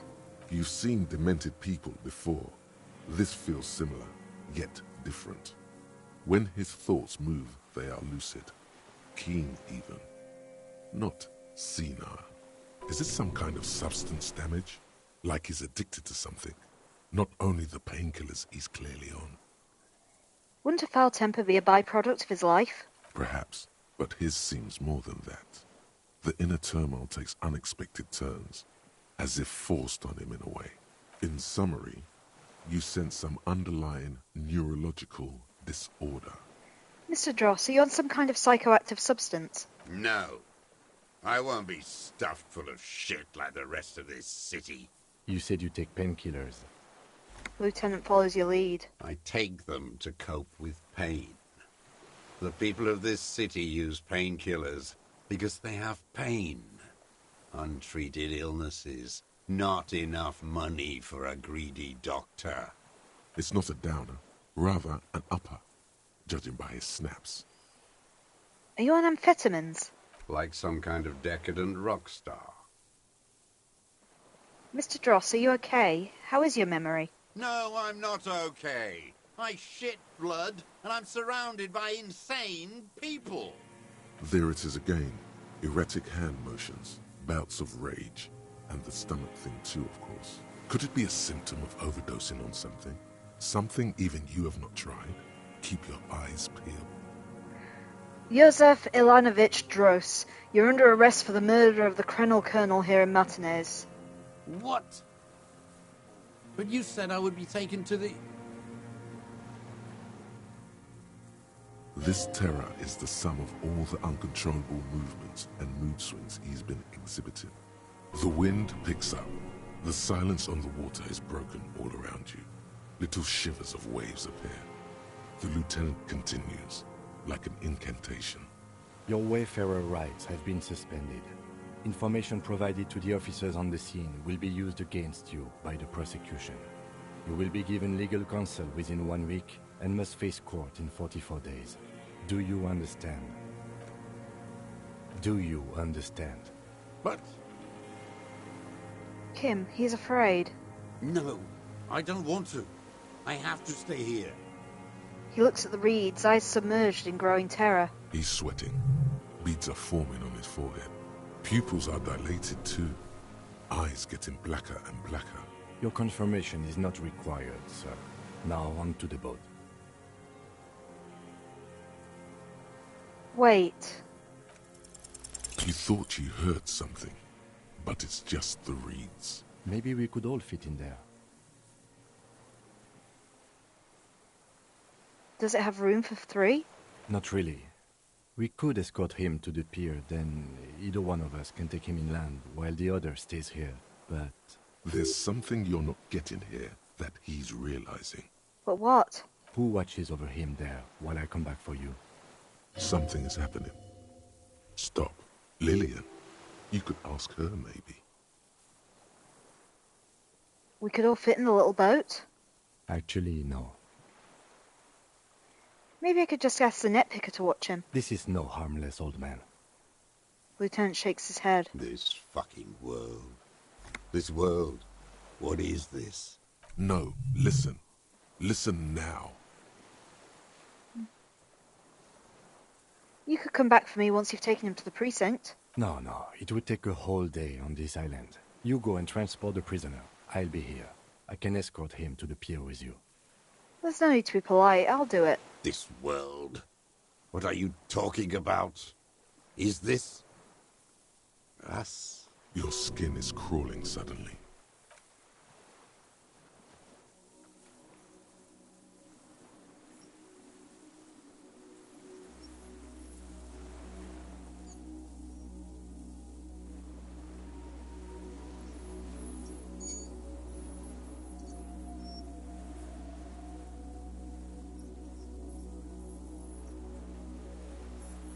A delicate tangle of arms and legs unfolds from the reeds. Limb by limb, to then just stand there, moving its scythe-like arms in ghostly silence. I blink. It's still there, an unfolding mechanism of reed-like chitin, hovering in place. What is that? What are you talking about? The old man looks at the reeds and then at you. The giant stick insect. There's nothing there. He looks confused. The stick insect is over 3 meters tall. It looks straight at you with its tiny pinprick eyes and its grotesquely small head. You feel your legs shaking under you and your gun hand rise instinctively. It is. I see it. Tell me what you see, damn it. I can't make out one small thing in the reeds.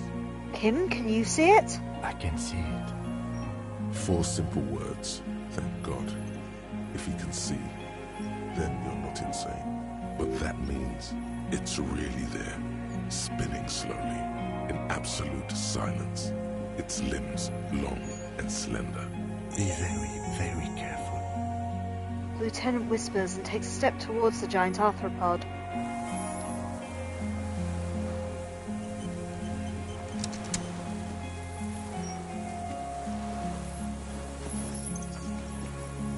Hi, lovely.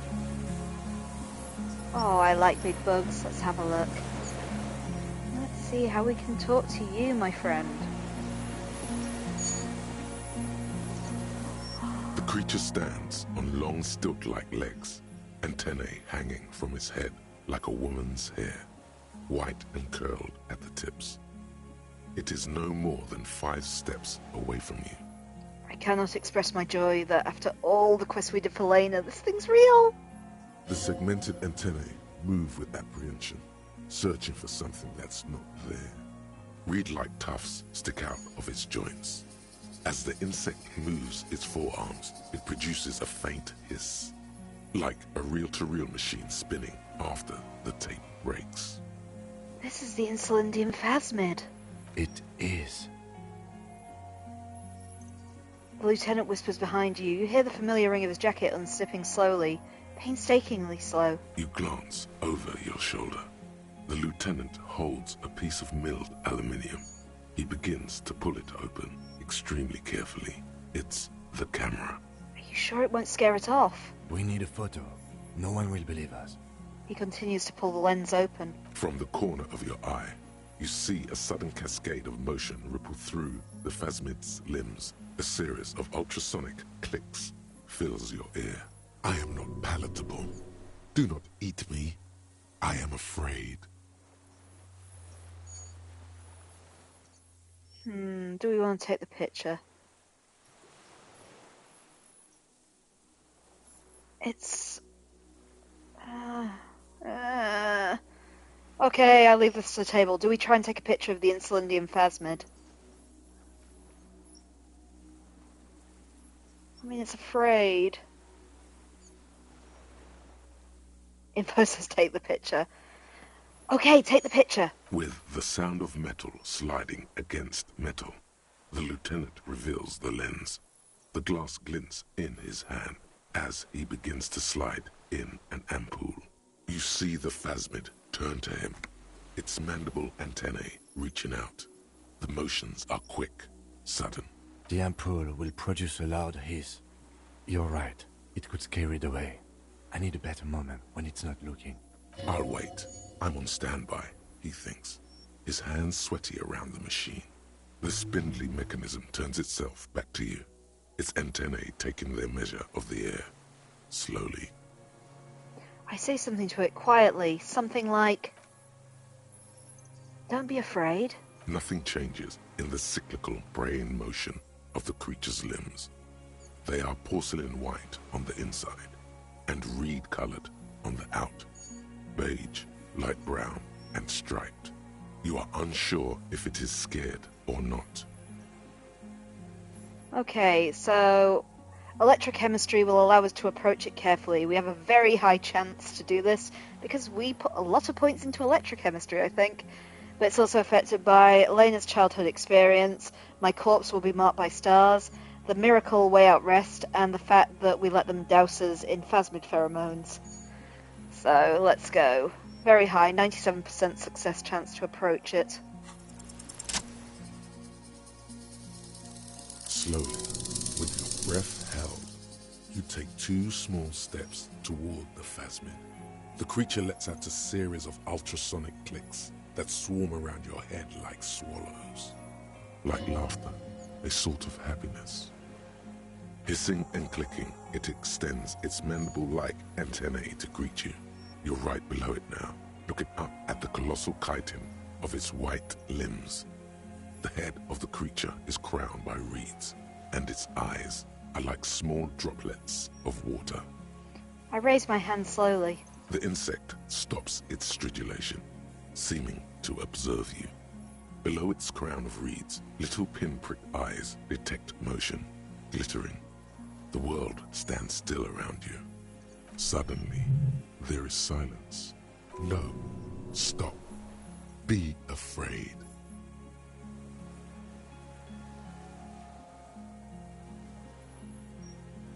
I raise my other hand too. As you do, the invertebrate comes to life, its limbs moving independent of each other, as if each has a mind of its own. They are white, like stalks of porcelain, knitting above you. Shifting around in the reeds around it, in the muddy water, you notice some of its hind legs apparently standing on the water from time to time. It's that light. Hi, I'm Harry. I don't really know who I am. No reply. A total ancient silence comes from its mouth, along with what appears to be some kind of foam.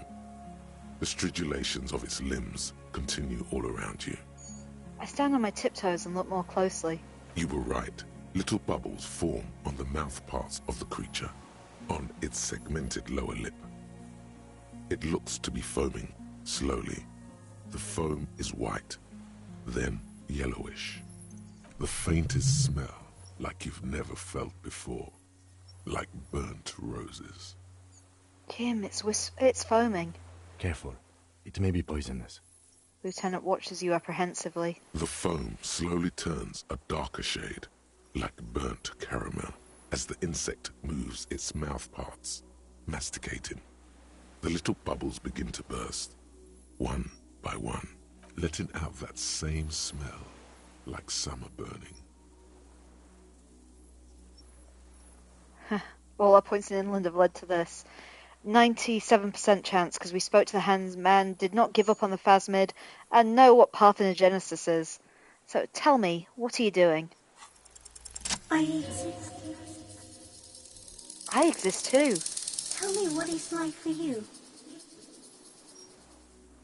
Like fire burning. Fire? Where? Inside. I do not have fire inside me. In me, there is not even blood, but lymph, like sap from a wine palm.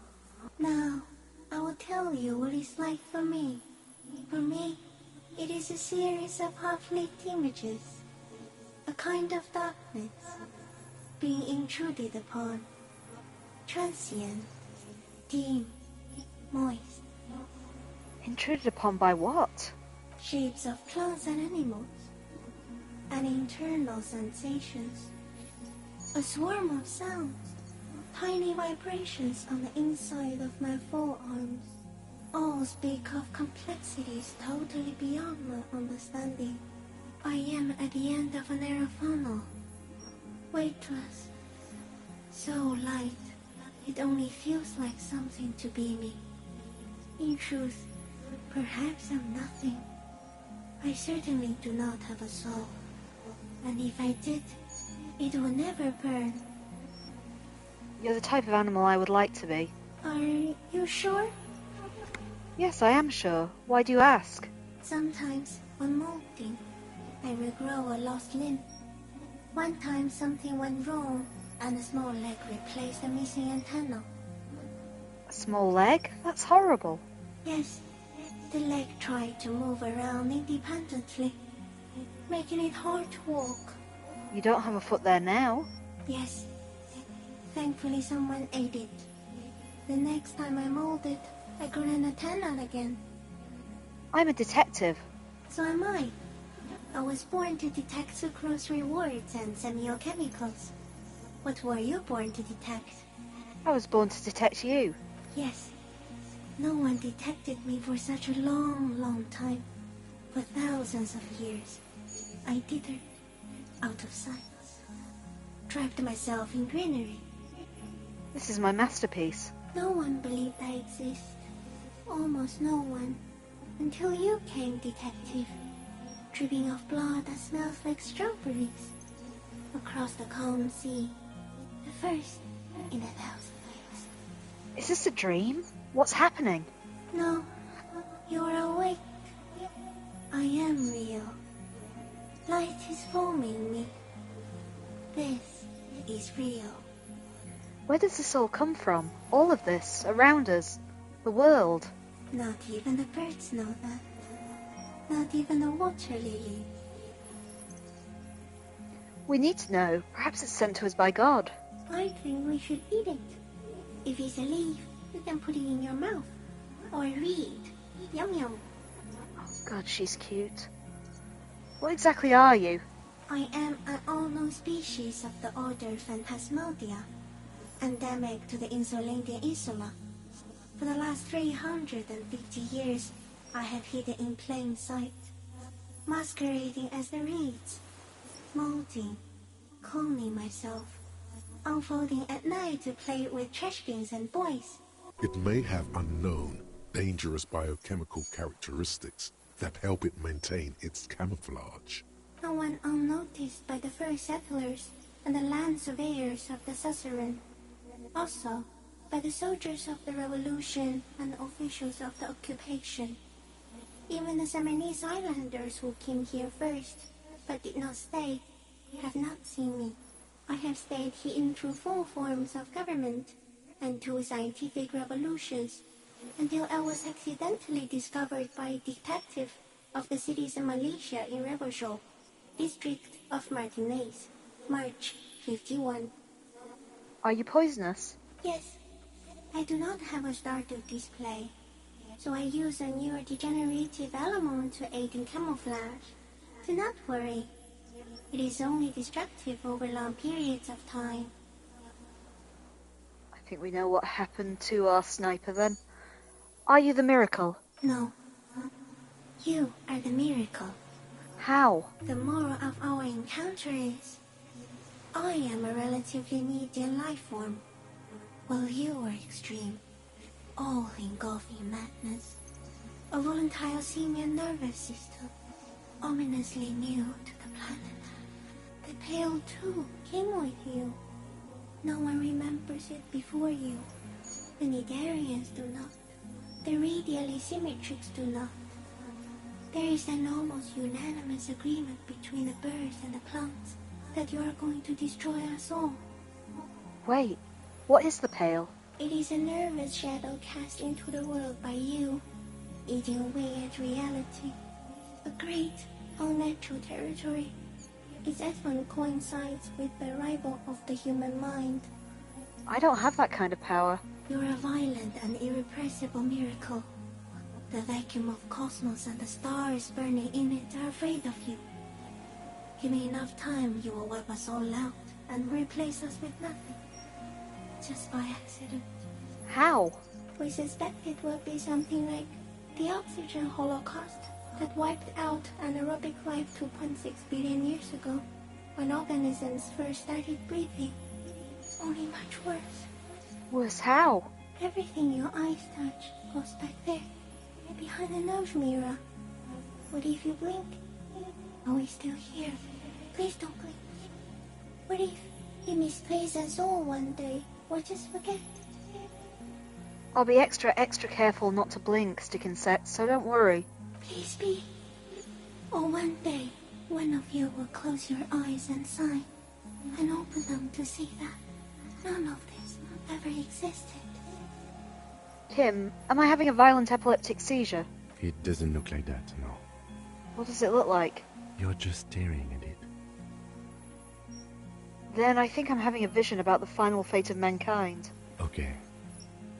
Is it somehow related to the case? Sort of. I think we should take the picture, and then you should back away from the unstudied species.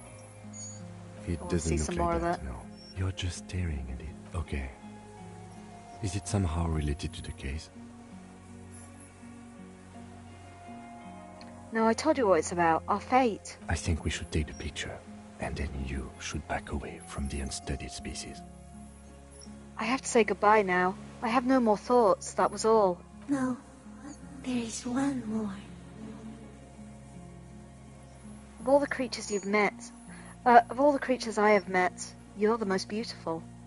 Thank you. I also have one more thing to say to you. That woman, turn from the ruin. Turn and go forward.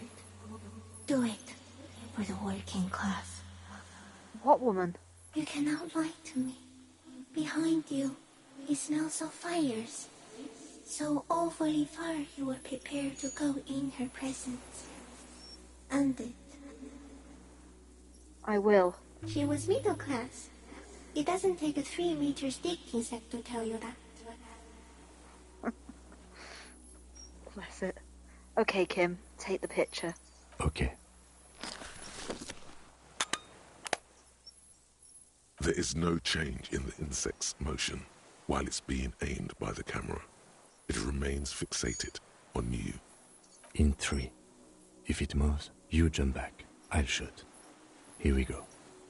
3, 2, 1. The shrill flash of the camera cuts the air like the blade of a sword. The phasmid freezes in its bright light. Head turned toward the lieutenant, hypnotized by the flash. It stands frozen before you.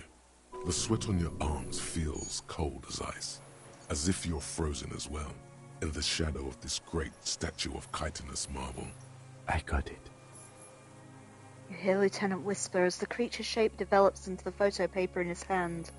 A polychrome ghost of white streaks against reeds and sky, and you, a shadow before it. For all time.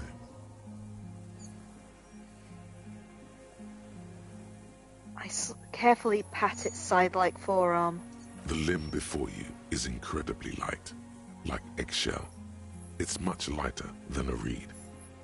You feel a soft push could tip the creature over. Its hollow exoskeleton collapsing. It's about to move. You can sense it. I run my hand up the slender limb, higher. A small shudder passes the creature's arm. High above you, its black pearl eyes still glisten, mesmerized by the light passing its nervous system.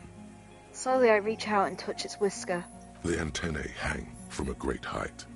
With your hand shaking, you barely touch the tip of the left whisker. On contact, the chitin curls into a spiral, like the tip of a poison ivy. Its touch on your fingertip feels cold, ticklish. The sensation is electrifying, resounding through your body. Be careful, detective. It's moving. We got it. I back off. Another shudder pulses through the creature's limbs. It jolts back to life, like a record continuing where it left off, in a swaying, praying motion. Even the small black pearls of its eyes do not stray from you. I disengage slowly.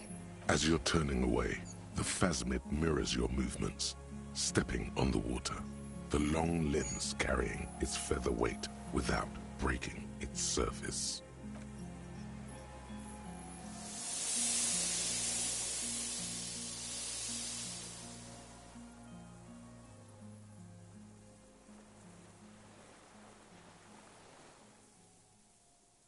And just like that, it's gone, skating away across the sea's calm mirror like a skipping stone, leaving nothing but circles on the water.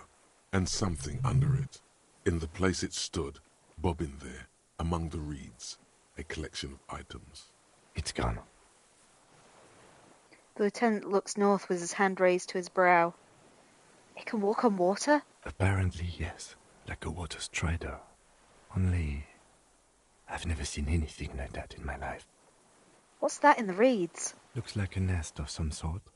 We should have a look. What now? What now.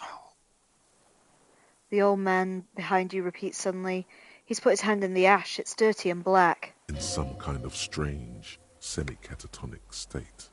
Our suspect is not looking so good. We need to check on him.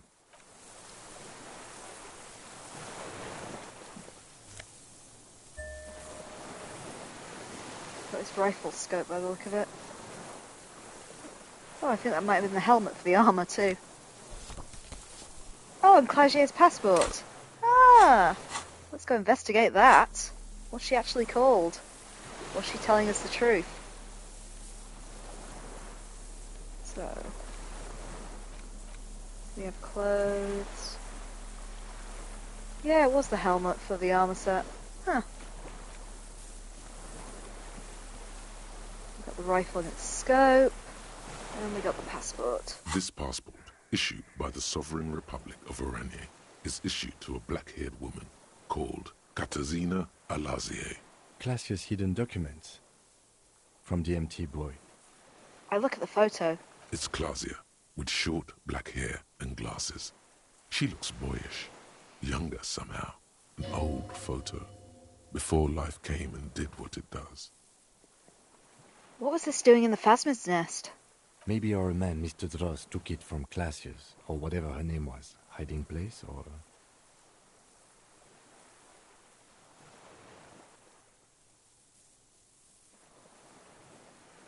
I think the Phasmid took it, and I sensed it do so. I saw something open up the buoy with spindly legs. Like a magpie? What a coincidence. Then it would also have collected the other objects, which would be highly unusual. I can see how the helmet could wash up on the island. And the scope. Maybe Mr. Dross lost it. But to seek this out would be very unusual behavior for an arthropod. Would it? Maybe it was simply curious. Maybe it was curious, like an octopus. An octopus belongs to a very different class. It's not even an insect, it's a mollusk. But yes, I see your point. It says Katarzyna Alazie. She said it would be for Anouk Meyer-Smith. Anouk Meyer-Smith. I told you she kept lying to you. She's probably lying to someone else right now, in another city. Maybe this is a real passport, not a fake, because it's her real name. No, she lied to us. Her so-called real name was not her real name. Somehow she's managed to lie to us about that too. He almost smiles. Then what is her real name then? I don't know, but it's not Katarzyna Alazie, or Classier, or Anouk Meyer-Smith. We didn't even scratch the surface with her, detective. Perhaps it's better that we didn't arrest her. Who knows what hell she'd be raising in my district by now. The winds are silent. The streets are empty of her. She is no longer in the city of Revachol. I put the passport away. Is there something else in the reads, or was I imagining it? I think I was imagining it. Let's go back to our guy. What is it? What do you want from me? I can't go. Sir, how could you not see the Phasmid? See? He stares at the reeds and falls silent. Mr. Dross? The man does not respond. He keeps staring, black eyes glazed over and bulging from their sockets. His gap-toothed mouth shaking with fear and longing, like an addict of some terrible substance. I snap my fingers under his nose. A light shiver passes him, followed by nothing. His hands are trembling, and he breathes slowly. He's going into some kind of psychomotor immobility. The good news is, this solves our transportation problem, doesn't it, Mr. Dross? The trembling mouth appears to sigh. Between this and the broken tire he's used for a boat, I think it's safe to leave him here, while we go and get help. It will need to be medical first, I'm afraid. What happened to this man? Old age and shock. I think it's the Phasmid. Yes, the arrest and the appearance of the Phasmid, the combined stress. But you think it's something more than that, don't you? There's much more. Remember what it said when it spoke? He couldn't see it, Kim. It's just the reeds for him. That could be part of the shock. But you're right, something is off here. Mr. Dross. He touches the man's shoulder. No response. Maybe this is how the Phasmid has stayed hidden all these years. Then how did we see it? Oh, you mean, whatever does this, does it over time? Teenagers, kids, drunks, sightings are brief, and hence not credible. But anyone who spends a long time with it. Yeah, you forget it's there. Mr. Dross, have you ever seen a stick insect pretending to be the reeds? The old man stutters. The doctors will have to look at this. I hope your station has better medical personnel than 57. This is a little advanced for a nurse. Ooh, let's put a point in something. Any opinions? We got a point to spend.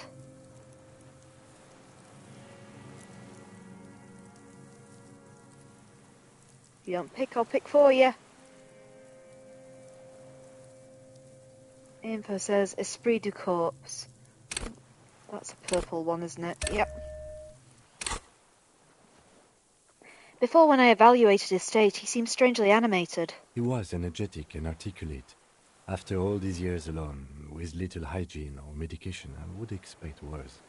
Perhaps his animation is induced by something in the phasmid. It does not seem to be animated now it's left. Honestly, I'm ready to believe anything at this point. Maybe it is psychoactive. I mean, why not? It's 3 meters tall. He takes off his glasses and cleans them. When he puts them back on, he's still staring at the sea. I think he's addicted to that thing. Like a drug? He has displayed addict behavior, and it's not just to painkillers. His pupils appear to be dilated. They still are. He examines the catatonic man's eyes. It's not just chemical. What if he's infatuated with it? Some kind of oxytocin release mechanism? Would go with the pupils. But this is way above me, detective. It's definitely toxic. The phasmid told me it was. Told you? Yes, good.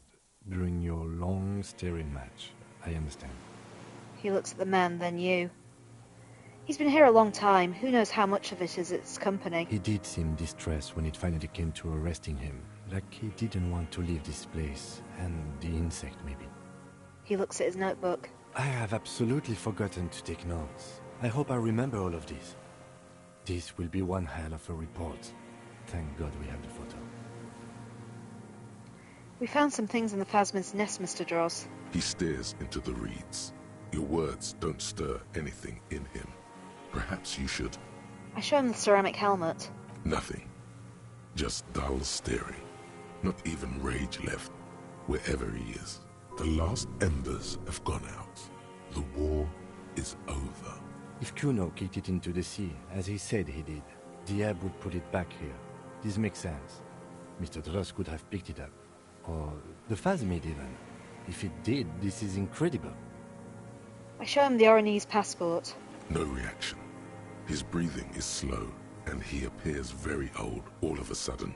Around 80. Did you take this passport and other papers from a boy on the coast? The spirits. He hears us. The spirit? No reply. He's gone again. Try something else? We got him back for a moment. I show him the detached scope. I lost. You lost it, Mr. Dross? He turns his eyes to the reeds again, as he's done so many times. Beige and white stripes. He lost the scope. Then it somehow made its way over there. With the help of a magpie phasmid. The lieutenant observes the lens sparkle in your hand. This sight is a T9, Mr. Dross. Was it attached to the rifle when you made the shot? Silence. Not even a sigh. You've gotten all you will out of this poor being. I'm gonna let you rest now, Mr. Dross. The plastic cape flaps around his face in a gust of wind. His back is slouched and his mouth open. The blacks of his eyes are receding. His pupils are returning to normal. Hang tight. We should think about getting back to the mainland. To get help. He'll be safe here. If we don't take too long. Okay, guess we're gonna head back round. That was a long old chat. I think the entrance was further down.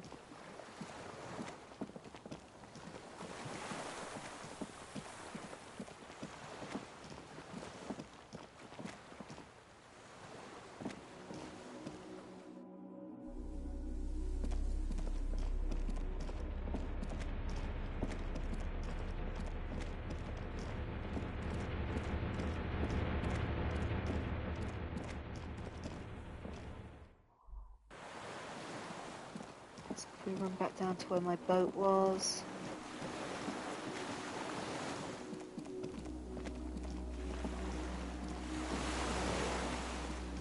The skiff is swaying on the waves by the dock. Let's return to the mainland, Let's. We are done here. he says, adjusting his glasses as he looks out over the water. The skiff rocks gently under your weight as you get in. The ride back is uneventful and quiet. But for the sound of conversation on the water, there is someone inland waiting for you. 2 men and a woman stand on the concrete square of a nameless village, looking at a small yellow boat as it draws closer. The sea is calm. You reach the jetty and climb out of the skiff.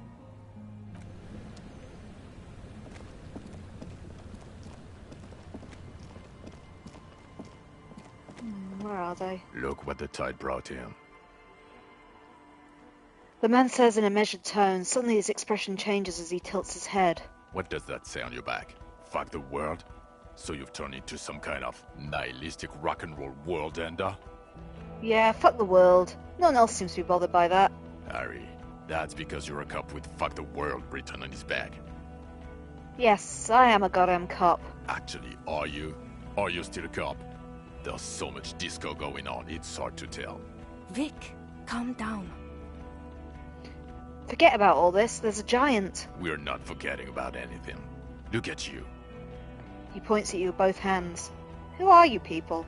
Hello, I'm Trent Heilerstam. I believe we've met on several occasions. I'm your goddamn partner, Jean Vicomar, and this is your special task force. Or what's left of it. Special Consultant Trent Heilerstam, Patrol Officer Judith Minot. Hi. We've come to scrape what's left of you after pavement. Lieutenant Kim Kisuragi, Precinct 57. We've just come from the island, where our investigation led us. We might need your help with something later. He adds, suddenly regaining his confidence. As if he recalled that he's in fact a decorated police lieutenant and not a naughty boy. But this is clearly a departmental matter, so I'm going to leave you to discuss it among yourselves. Thank you, Lieutenant. It's good to meet you, Lieutenant Kitsuhagi. She says warmly, flashing the Lieutenant the tiniest of smiles. Then what's all this about? Ari, we want to help you. Trent, I believe this is where you come in? This is the horse-faced woman. I don't know why you named her that, but it was beyond idiotic. You should never address her using those words again. I don't quite know what I'm doing here. I was asked to participate as an expert. I think I need to manage your expectations a little. I'm at best an enthusiast in cognitive science. My background is in something else entirely. I engage in neurology on a merely theoretical level. In fact, I should probably get going. No, Trent, it's too late. You're part of this shit now. What have you got to say for yourself, shit kid? How do you know I was here? The cafeteria manager you fucked over told us where you went.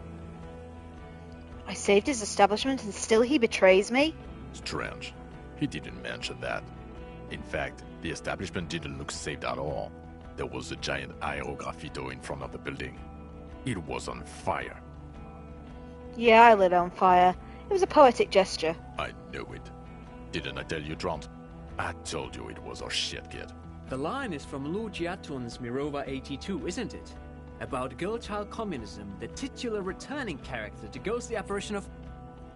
Good choice, Harry. Don't encourage him, Trent. Okay. You're the man. You aren't the man with the sunglasses at all. You're not even blonde. Guilty as charged. I heard you'd lost your mind and your memory.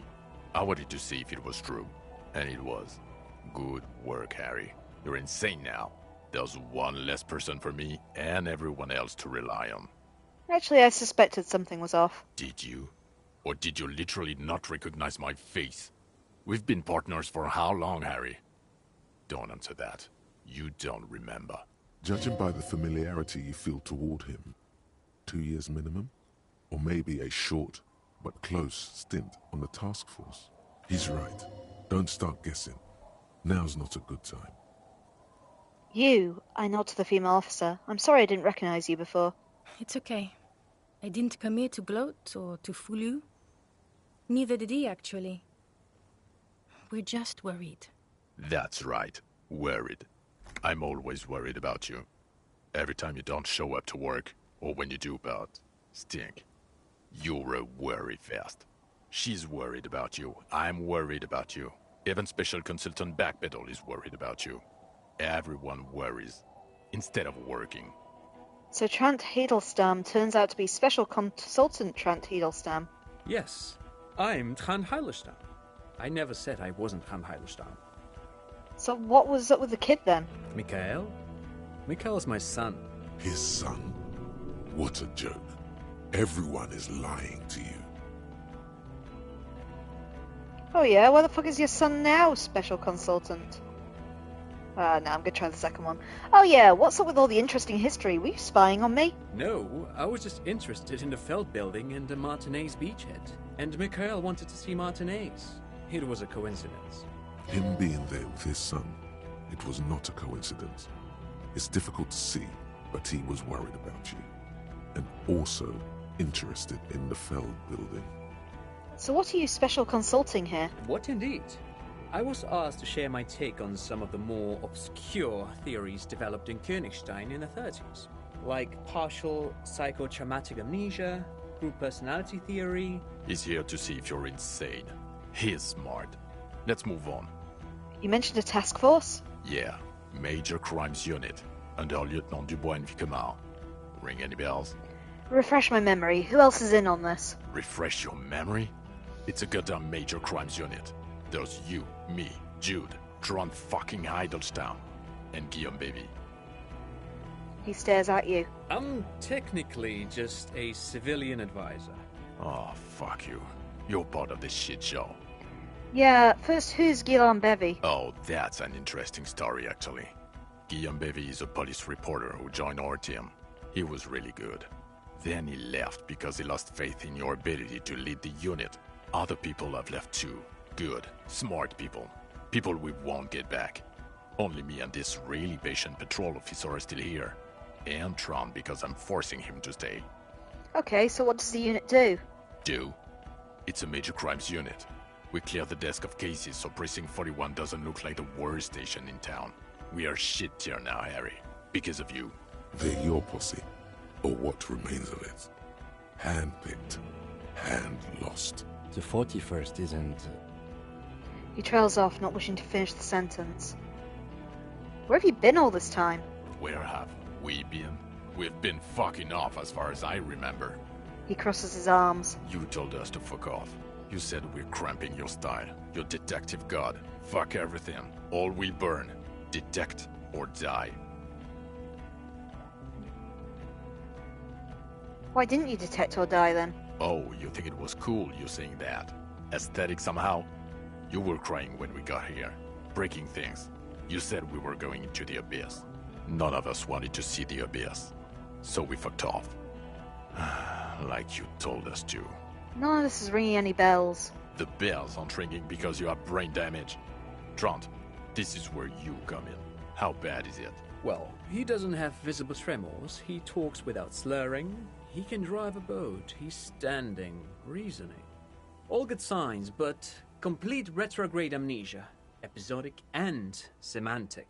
As displayed in the station call, our interactions with him, and I don't want to be a snitch, but also mine with him before when Harry did not seem to know who I was. It's all very interesting. Interesting? Yes, interesting. I have my theories, but I would like to hear Harry's thoughts first. Harry, what do you think happened to you? Neurologically, psychologically, and why not socioeconomically? Something sad happened to me and I couldn't be me anymore. It was just a defense mechanism. Psychotraumatic amnesia, Trant? I can go for that. Shit kid is a broken man. Always has been. Who isn't? I know I am. But you know what? I keep my shit together. Also, I know a person can't wipe their own mind, however traumatic it gets. That doesn't happen. You're lying, or insane, or both. But Detective Vigmer, he has blanked out before. I have? Yes, a couple of times. after some of the more serious benders. One was after the two drunks case, the other when we looked into that mural. Interesting. So at first he dipped his toes into it, prepared. That's where he would have gotten the idea, yes. Practice. And then he used alcohol to get there, so to speak. What do you mean? Well, here's my theory. What if this is an absolutely normal reaction to the world we're living in? What if this is not a significant anomaly at all? Something to be explained, approached as a defect? Look at the sensory input here. He gestures towards the scenery. Look at the ruins, the neon. Listen to the radio, the multitudes, the people. Live here for 40 years. As a police detective, he's like a magnetic reader on the world tape, to borrow a known metaphor. Harry's been pushed flat against it. Total input. Hardwired to the free market. He just needed for it to end. Okay, Trump, thank you. That's absolutely meaningless. I'm glad we brought you. Will he or will he not be able to work in the major crimes unit? Is he a cretin now? I want to know that. He's not a cretin, and he is able to do work. If not in his previous leadership role, then as a line detective.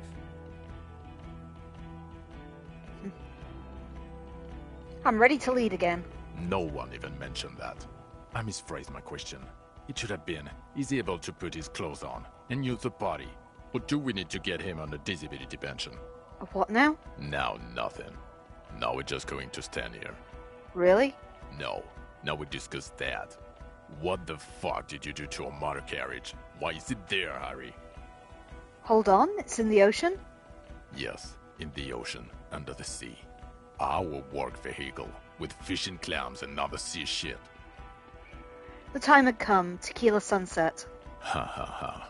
Ho ho ho. Tequila sunset. Not sunrise because you're almost dead. So funny, Harry. Thank you for fucking me. Thank you for destroying 45,000 real of police property that's coming out of my payslip. You know that, right? You're gonna get fired, and I'm gonna pay till I die. It doesn't matter. Your badge, Harry. Show me your badge. I've got my badge right here. I show it to them. In a rush to demonstrate your badge, your eager fingers can't sustain a grip on the smooth plastic, and the badge slips out of your hand.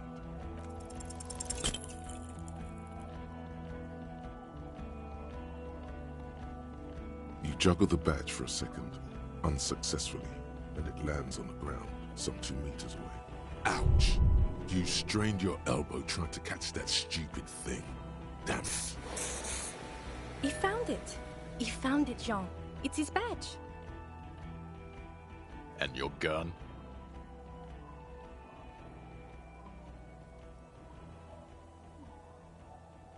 I have a new gun now. I present Ruby's gun. I don't care if you have a new gun. I only care about your old gun.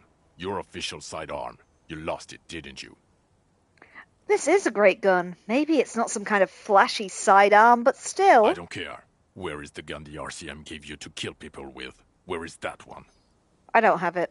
I don't have the sidearm. I knew it. I told you wouldn't have it. This isn't cause for celebration.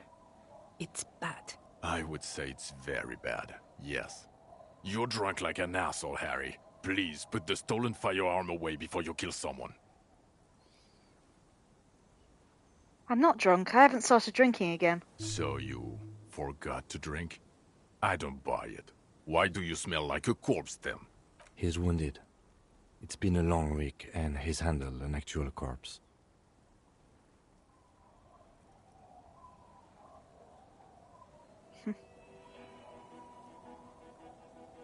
No idea what you're smelling. I washed the death off me.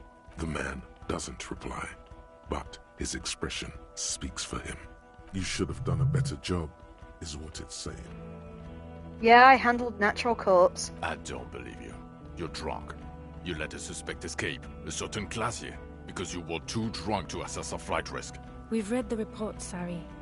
Lieutenant Kitsuragis. We know. Yeah, I think you guys made some bad choices, given you let Clasier get away and didn't let me get my gun back. Just saying. Right.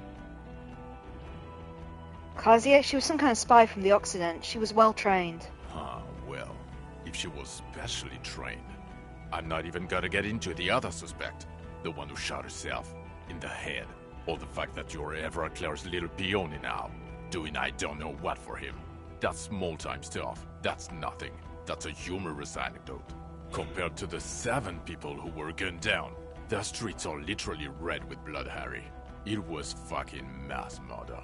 He did everything he could. We did everything we could. The company hired and vetted mercenaries. Lieutenant Dubois got between them and the locals. Here comes the cavalry. He did so at considerable risk to his own life. He was shot and survived only because of his armor. We stopped an execution, not a negotiation. The loss of life was minimal compared to what it could have been. I also solved the case. It is solved, all of it. Detective, it's better if I do that. He says in a lowered voice. Thank you for the input, Lieutenant Kitsuragi. I didn't mean to suggest you didn't handle the situation.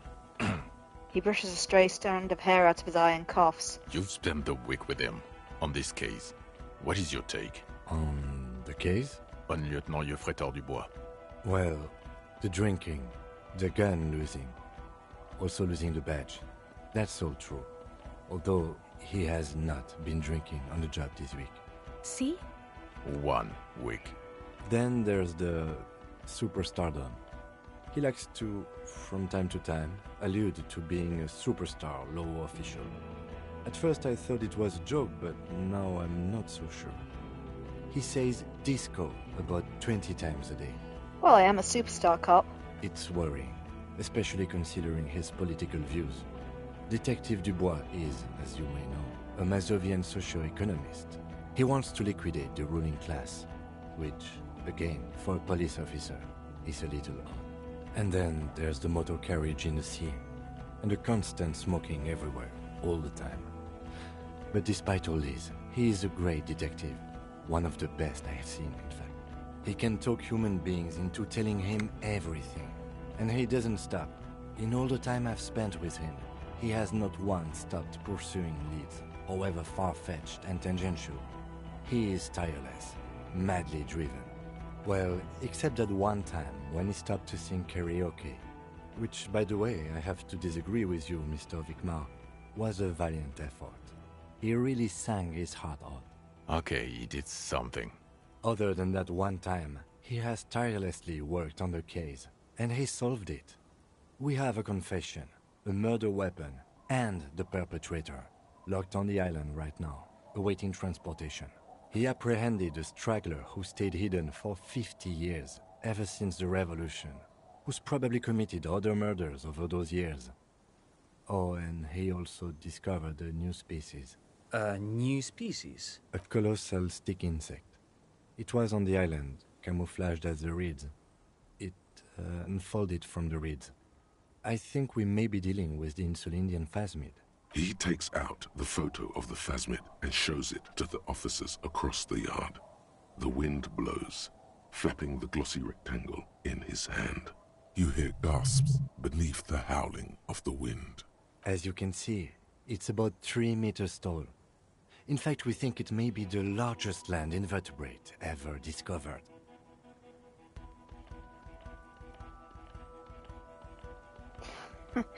So as you can see, I'm a pretty okay detective and an absolutely giant communist. Fucking hell. Is this somehow connected to the case? He ignores you, still staring at the phasmid. Detective? Yes, I believe the pheromone it emits may be responsible for the killer's mental degradation. The old man was not aware of the phasmid's presence. Exhibiting a strange, atypical dementia, he fell into a stupor after its appearance. He became near catatonic. So it is connected. I must say, this is absolutely extraordinary. I don't even have words for it. Yes. It really does make it hard to fire the drunk. His tired eyes follow the photo as the lieutenant puts it away. This is a very, very sad man who has just seen something that's made him forget his sadness. Oh, gosh, there's a lot of options.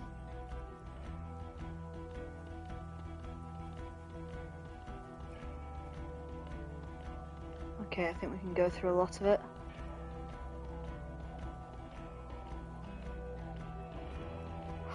maybe not say that one first. There was also a dead man on the boardwalk, a missing person I found. Yes. Fallen through a gap in a boardwalk. Drunk. How do you know? I found him. The body was transported to Precinct 41, our morgue. I had Tilbrook and Mullins take care of funeral arrangements and family stuff. You're not the only cop in the world, Harry. This all comes back to us. Still, good work with the missing person, Detective. I also started a nightclub in a church. What was that? It sounded like you set up a nightclub in the church. Yeah, I reinvigorated the local nightlife. 4 kids were living in a tent on the ice. They were going to drown when it melted. It's not optimal, but the building was abandoned, so he put them in there. It's okay.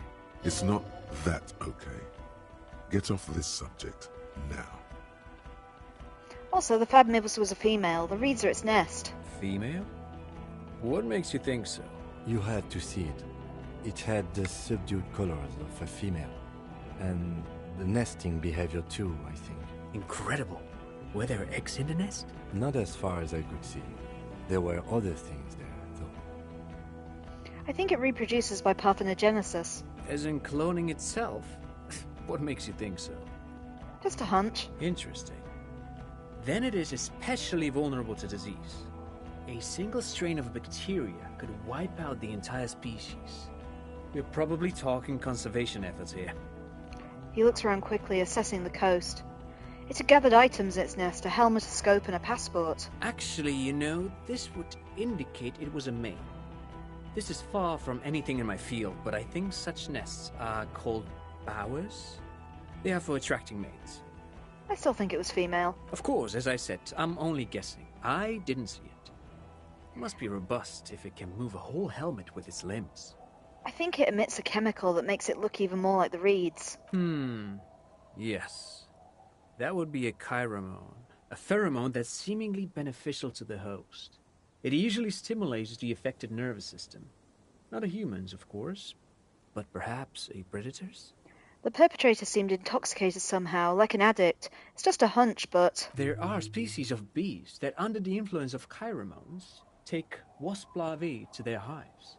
Ants do the same with aphids, thinking they're... Do you think this is how it stayed hidden? Nothing is off the table. But I want to stress this. The find does not have to be connected to the case. The case is 100% prosecutable, without any pheromones. Of course, Lieutenant. Of course.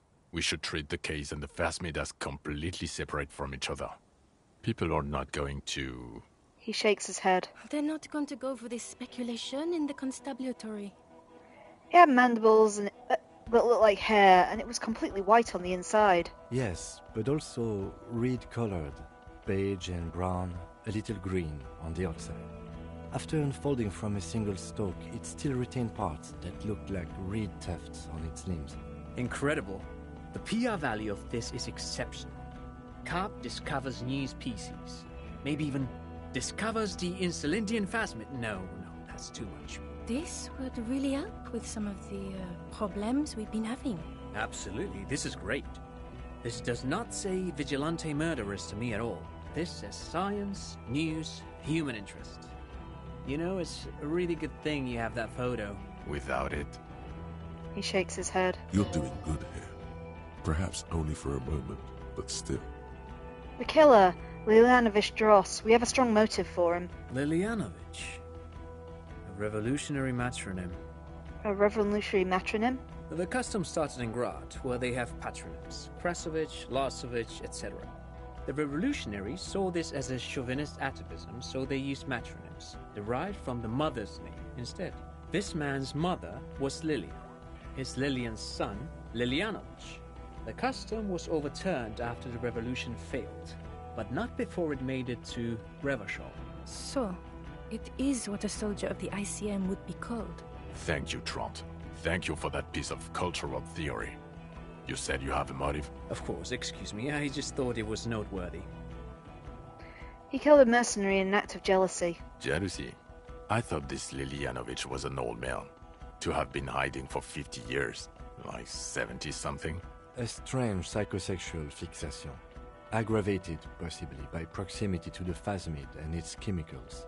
He himself gave a political reason. said he had killed an enemy combatant. Also, we have ballistics from the gun, matching the bullet found in the dead mercenary's head, and 2 officers on the scene that Mr. Dross confessed to. It's a clean win. It's way more than that. It's more than that. It's a perfect folding mechanism like the Phasmid. Perfect folding mechanism. Get over yourself, Harry. I can still smell the booze on the wind. God damn it. Doesn't it ever leave? It is there. Like in your bones or something. It will pass in time. The previous head of the Debriders Union was assassinated by our killer. This is a conversation for when we are no longer out in the open, in Martinaise, where Everard and Edgar Clare have ears everywhere. Lieutenant lowers his voice just a little. Understood, of course. But a case against Everard would be big. I would prefer not to partake in anything union-related, for political neutrality. I also looked into the mystery of the doomed commercial area. I don't know what a doomed commercial area is. Rue de St. Ghislaine 10, a commercial building where all businesses go bankrupt. I look into it. Why? That's not what you were supposed to do here. There was a fridge we needed and a possible witness. He was just chasing a lead and ended up advising a local shopkeeper. It was okay. Of course. Call it community outreach, right? I confiscated drugs from Kuno's dad. Who's Kuno? You don't want to know. You're right, Lieutenant. I don't. You snorted the drugs, I know you did. It's alright. I'm in. At this point, anything is but the drink. I didn't snort them, I gave them to a child. Completely different. What do you say? Want to take this hot shit back? I point at myself. I don't want to, but you discovered a new species and solved the murder. He shrugs. So I have to. Jude? Anything that ends the trial is okay with me. A quick nod. You haven't been drinking, she thinks. So, maybe this time. Agreed. The public relations potential of this is too valuable to let go. Okay. We have vehicles in the square, and the perpetrator needs to be taken into custody. Let's go. Now you will finally get to know who you are. Wait, I have a few questions before we go about who I am. The man looks westward, impatiently, jingling his car keys in his pocket. Who am I? Who are you? You're a gym teacher, Harry. What? Well, obviously you're not a gym teacher anymore, but... But before? Before you were a cop, you were a gym teacher in Coron. It's getting really cold outside. Should we maybe... But... no way, I was a rock and roll singer. You haven't told us about that. You just told us about being a gym teacher. It does explain a lot. Harry, it explains everything. The running around, the jumping, the bicep girth, your inexplicable facial hair. That collection of found sportswear I've amassed. Your love of retro-style dance music. How you're able to perform a 360-degree spin kick. Also, this guy. Just everything about this guy. God, even this javelin-throwing freak here. When was this? When was I a gym teacher? In your 20s or late 20s. You've really let yourself go since then. He looks you over. You said in Coron. I was a gym teacher there? Yes, you taught gym in Coron. I believe that's the term. Taught gym at a high school. You were a high school gym teacher. The smell of sweat and glue. The worn floorboards. High school. Harry, your goings-on with Kuno, Andre, Acel, the whole thing on the ice. That's why you are so juvie. His smirk suggests barely contained laughter. Why did I join the RCM then? The regular. You found some chick. She inspired you to fight the big fight. Be more than you are. All that. You, every morning, walking from Voyager Road to teach gym. She, leaving for the academy with her spring coat on. The air filled with the smell of smoke and raspberries, and incredible hope. An ocean full of hope. Okay, I see now. I knew it. I knew no normal human being can run like that. He's an honest-to-God gym teacher. Why am I like this? It's not a mystery. Some chick fucked you over. Also, you were drunk. You really went with it too. Really maximized the damage. Some chick? Who? Dora something. Dora England. Yeah, you mentioned her name. Not Dora Dubois. Wait, Dora England? Something like that. Half Vasan. So we weren't even married? No one is married anymore. This is Revachol. When was this? God, I don't know.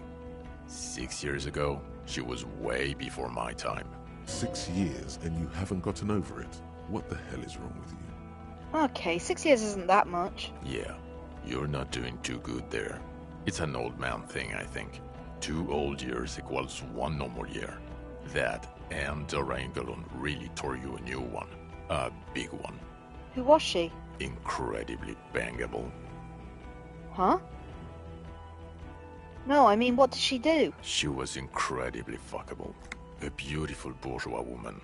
Wayfish. Like a Welkin, basically. Heartbreak, Welkin. Pain, Welkin. I've only seen a picture, but it's obvious you formed a real spiritual connection with how pretty she was. One you never recuperated from. Look, the sun is about to go down. It's time to go home. I think she taught in the Académie des Arts, east of the river. Way east. Hard to say which came first, the middle-class chick or the drink. Egg and the chicken kind of thing. My point is, you need to see a psychiatrist about this shit. Not a psychologist. Several degrees harder. Is there something harder than a psychiatrist? A forensic psychiatrist? Go talk to that. Okay, am I a dirty cop working for La Puta Madre? No. No, because the suspect seemed to think... You're too unstable to work for a mob boss. You're suicidal, Harry. No mob boss would take you. I assure you, I wouldn't consult for a corrupt unit. I told you it's not that bad. Precinct 41, what kind of station is it? Us? We're the bloody murder station, haven't you heard? We're the bad guys. No one likes us. That's not true. Jamrock is too big for one precinct. You're just understaffed. And everyone respects the 41st. You have Captain Price. Thank you, Lieutenant. You're being kind. It is an understaffed station and the district is too big, which is why we need to... He tilts his head northward. Get back to it. We left Torson and McLean to run the C-Wing. It's not good. Torson and McLean? Mac the Torso Torson and Chester McLean. They're not fit to run a wing. Believe me. Things are shaky as it is. And the C-Wing is? God. There are 4 wings, Harry. A, B, C, and D. We're in C. It's made of losers and clock punchers. You and I reconceptualized it as a task force. It was a mistake. There's also a lot of outside help involved, not only me. Other losers too. He's anything but a loser. Although he would like to be seen as one. It's cooler that way. And Price is? Ptolemy Price? He's the son of the old Price, one of the founders of the RCM. He's one of the most highly regarded men in the force. You're lucky. Somewhere under the curved roof of a former silk factory, shaped like a ladybird with 2 chimneys, Police Captain Ptolemy Price sits behind a heavy wooden desk. Resident medic Nix Gottlieb pours him coffee. It's silent in the captain's office. They speak of change, the city, the tension on the streets. They speak of the events of April and the blood on the streets in May. Did we recently shoot up a church by chance? I point to the church. So he remembers that. Yes, there may have been a raid on some churches. It wasn't good press. Shooting up churches never is. I was out of town, to be clear. What happened? Why did we need to go there? Our enemies were hiding in a church, to the best of our information. That's it. I'm not talking about this anymore. Your security clearance is shit tier right now. You have to wait for it to go up. Your clearance will not go up while you're within earshot of the Union headquarters. So I worked in the bloody murder station. Okay. It's not the bloody murder station. It's an old converted silk mill with green desk lamps and a coffee corner. A lot of good people work there. Hard. Every day. Jamrock is the largest ghetto in Revachol. Faubourg, technically, but it's divided into 11 districts. Jamrock only has us. The press will blow over. Jamrock is lucky to have you, and it's often considered to be the greatest of the districts. You're lucky to have it. Thank you again, Lieutenant. The Phasmid, I need to tell Lena about this ASAP. Who is Lena? A cryptozoologist. She lives in Jamrock on the Tabernacle Road. She told me about the Phasmid. Tabernacle? It's on the way over. Near where you live on Perdition. She looks at Vic Ma. Fine. If we're gonna drop you off anyway. She and her husband were conducting the search for the phasmid. It's their discovery, in part. They should know as soon as possible. It would do you good to deliver some positive news for a change. She is going to be over the moon.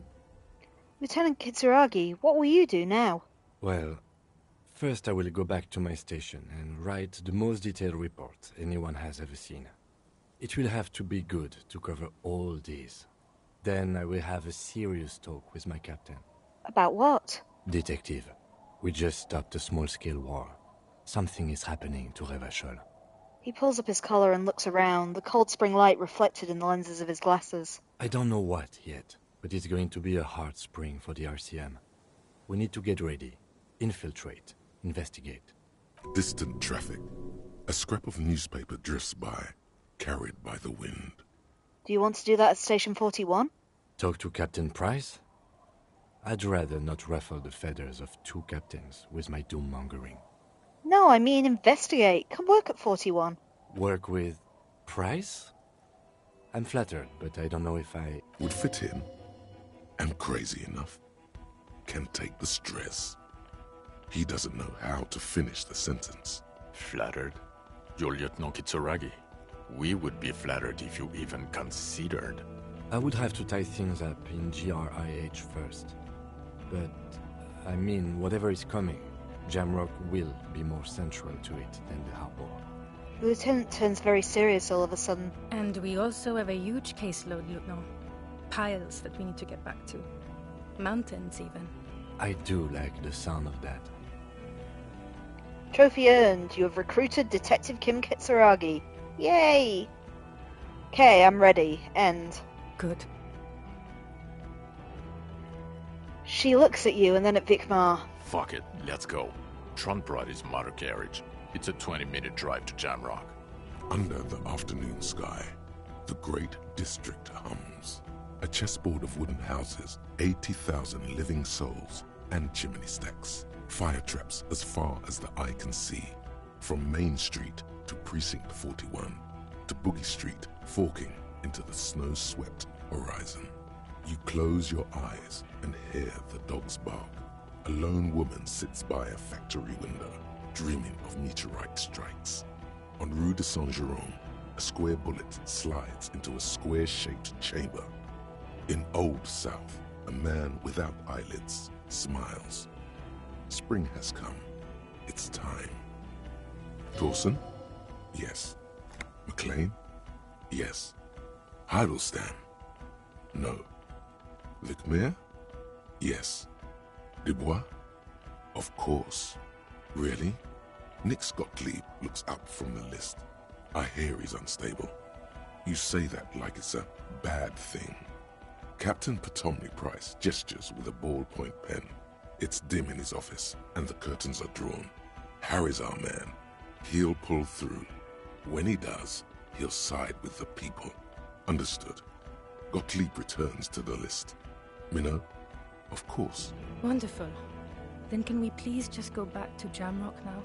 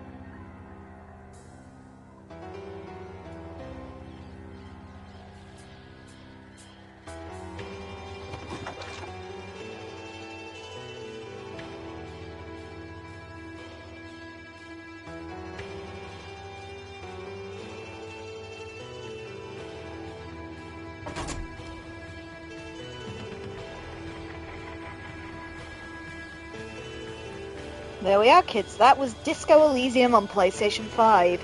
So I hope you enjoyed it. It's a strange game. It's totally unique.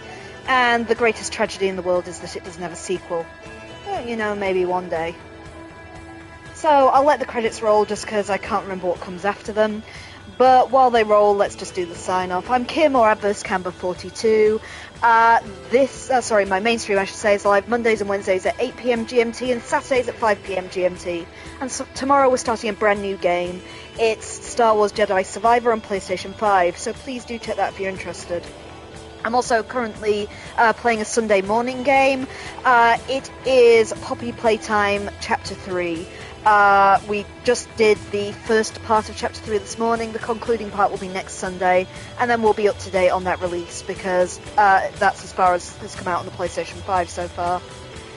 I also do sometimes play some other games on the side, just as and when I have a couple of free hours. It has been Disco Elysium, but now we've done that, I'm going to be switching to Baldur's Gate 3 on PlayStation 5.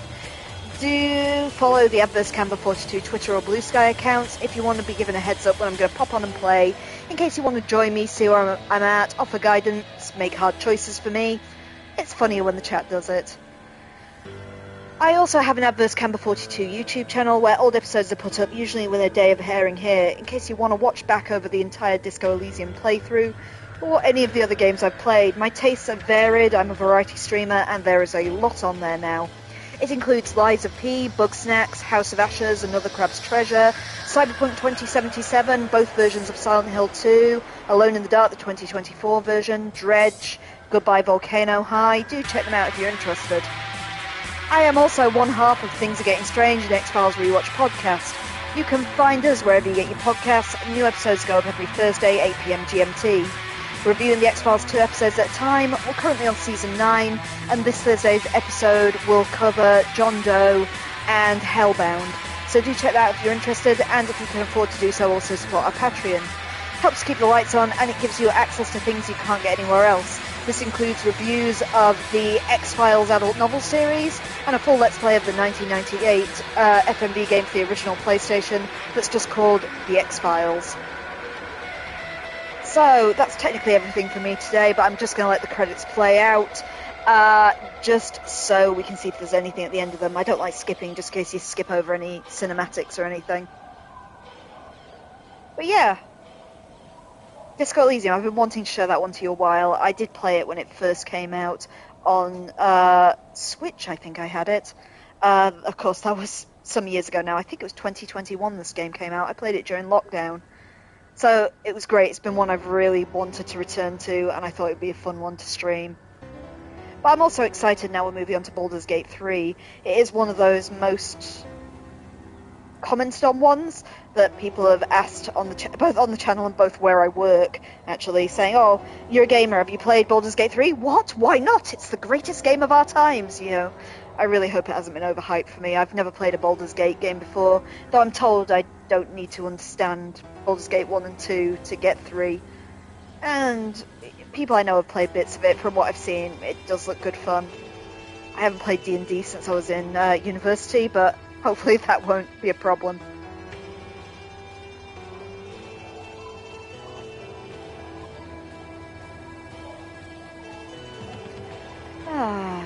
It's quite relaxing, these credits, actually. And I do like it that at the end there we specifically said we were going to go and tell Lena about the Phasmid. Makes me happy.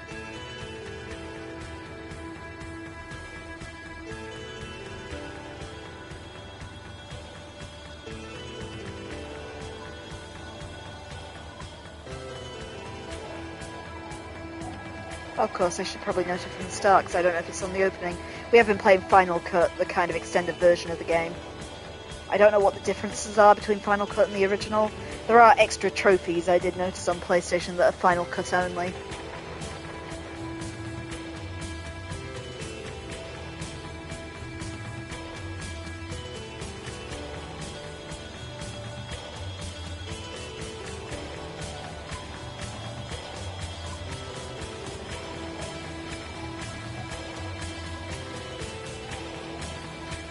Oh, info saying that the Final Cut added political side quests and additional speech in-game, so there you go.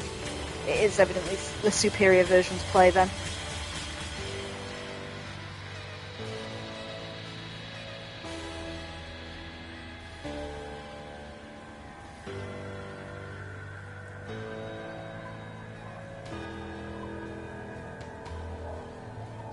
think you guys did terribly with your choices. Evidently from the way things were worded. The gun was Everett Claire's subquest, I believe, that you guys didn't want me to complete getting the signatures. If we'd done that, we would have got the gun. But, you know, you guys said otherwise. I think that was the biggie that you didn't do. But hey, as we always say, I give the choices to the chat, and it's your fault then. Hooray!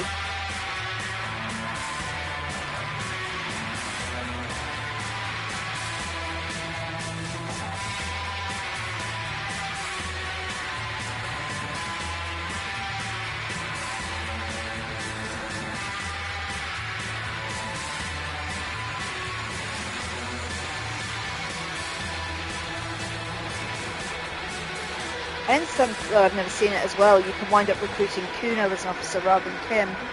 I believe to trigger it, you have to be on good standing with Kuno. And then that bit where we saved Kim during the tribunal, Kim had to be shot. And we would have kind of replaced it with Kuno and ultimately could have turned Kuno into a police officer. Which I've never seen before, but that would have been kind of entertaining. I like Kim a lot, though. I didn't want him to get hurt.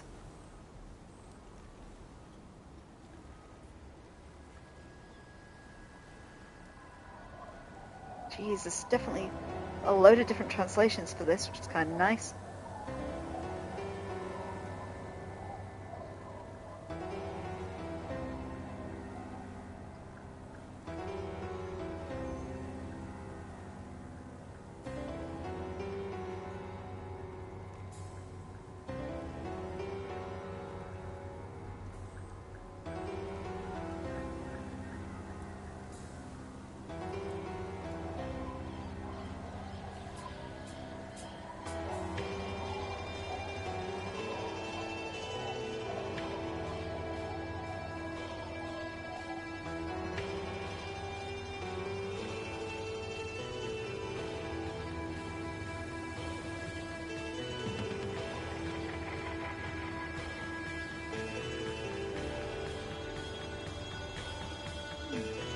Not sure what we're looking at in that background there.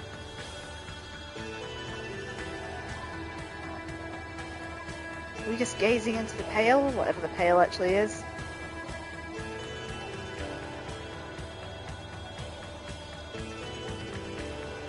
Info says probably.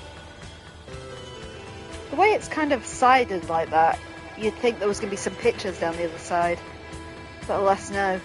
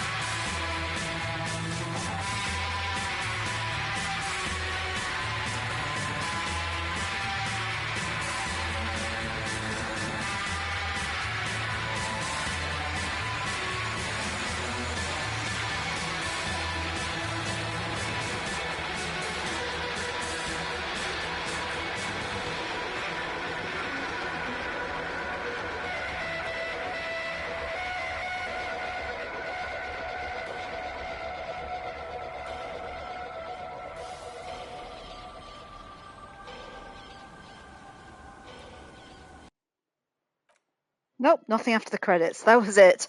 So yeah, again, thanks for bearing with me. I hope you have a great rest of your weekend. I'll be back tomorrow, 8 p.m. GMT, with the start of Star Wars Jedi Survivor. And later in the week, when I have a bit of free time, we'll be starting on Baldur's Gate 3. So I hope to see you there. Take care, everyone. See you soon.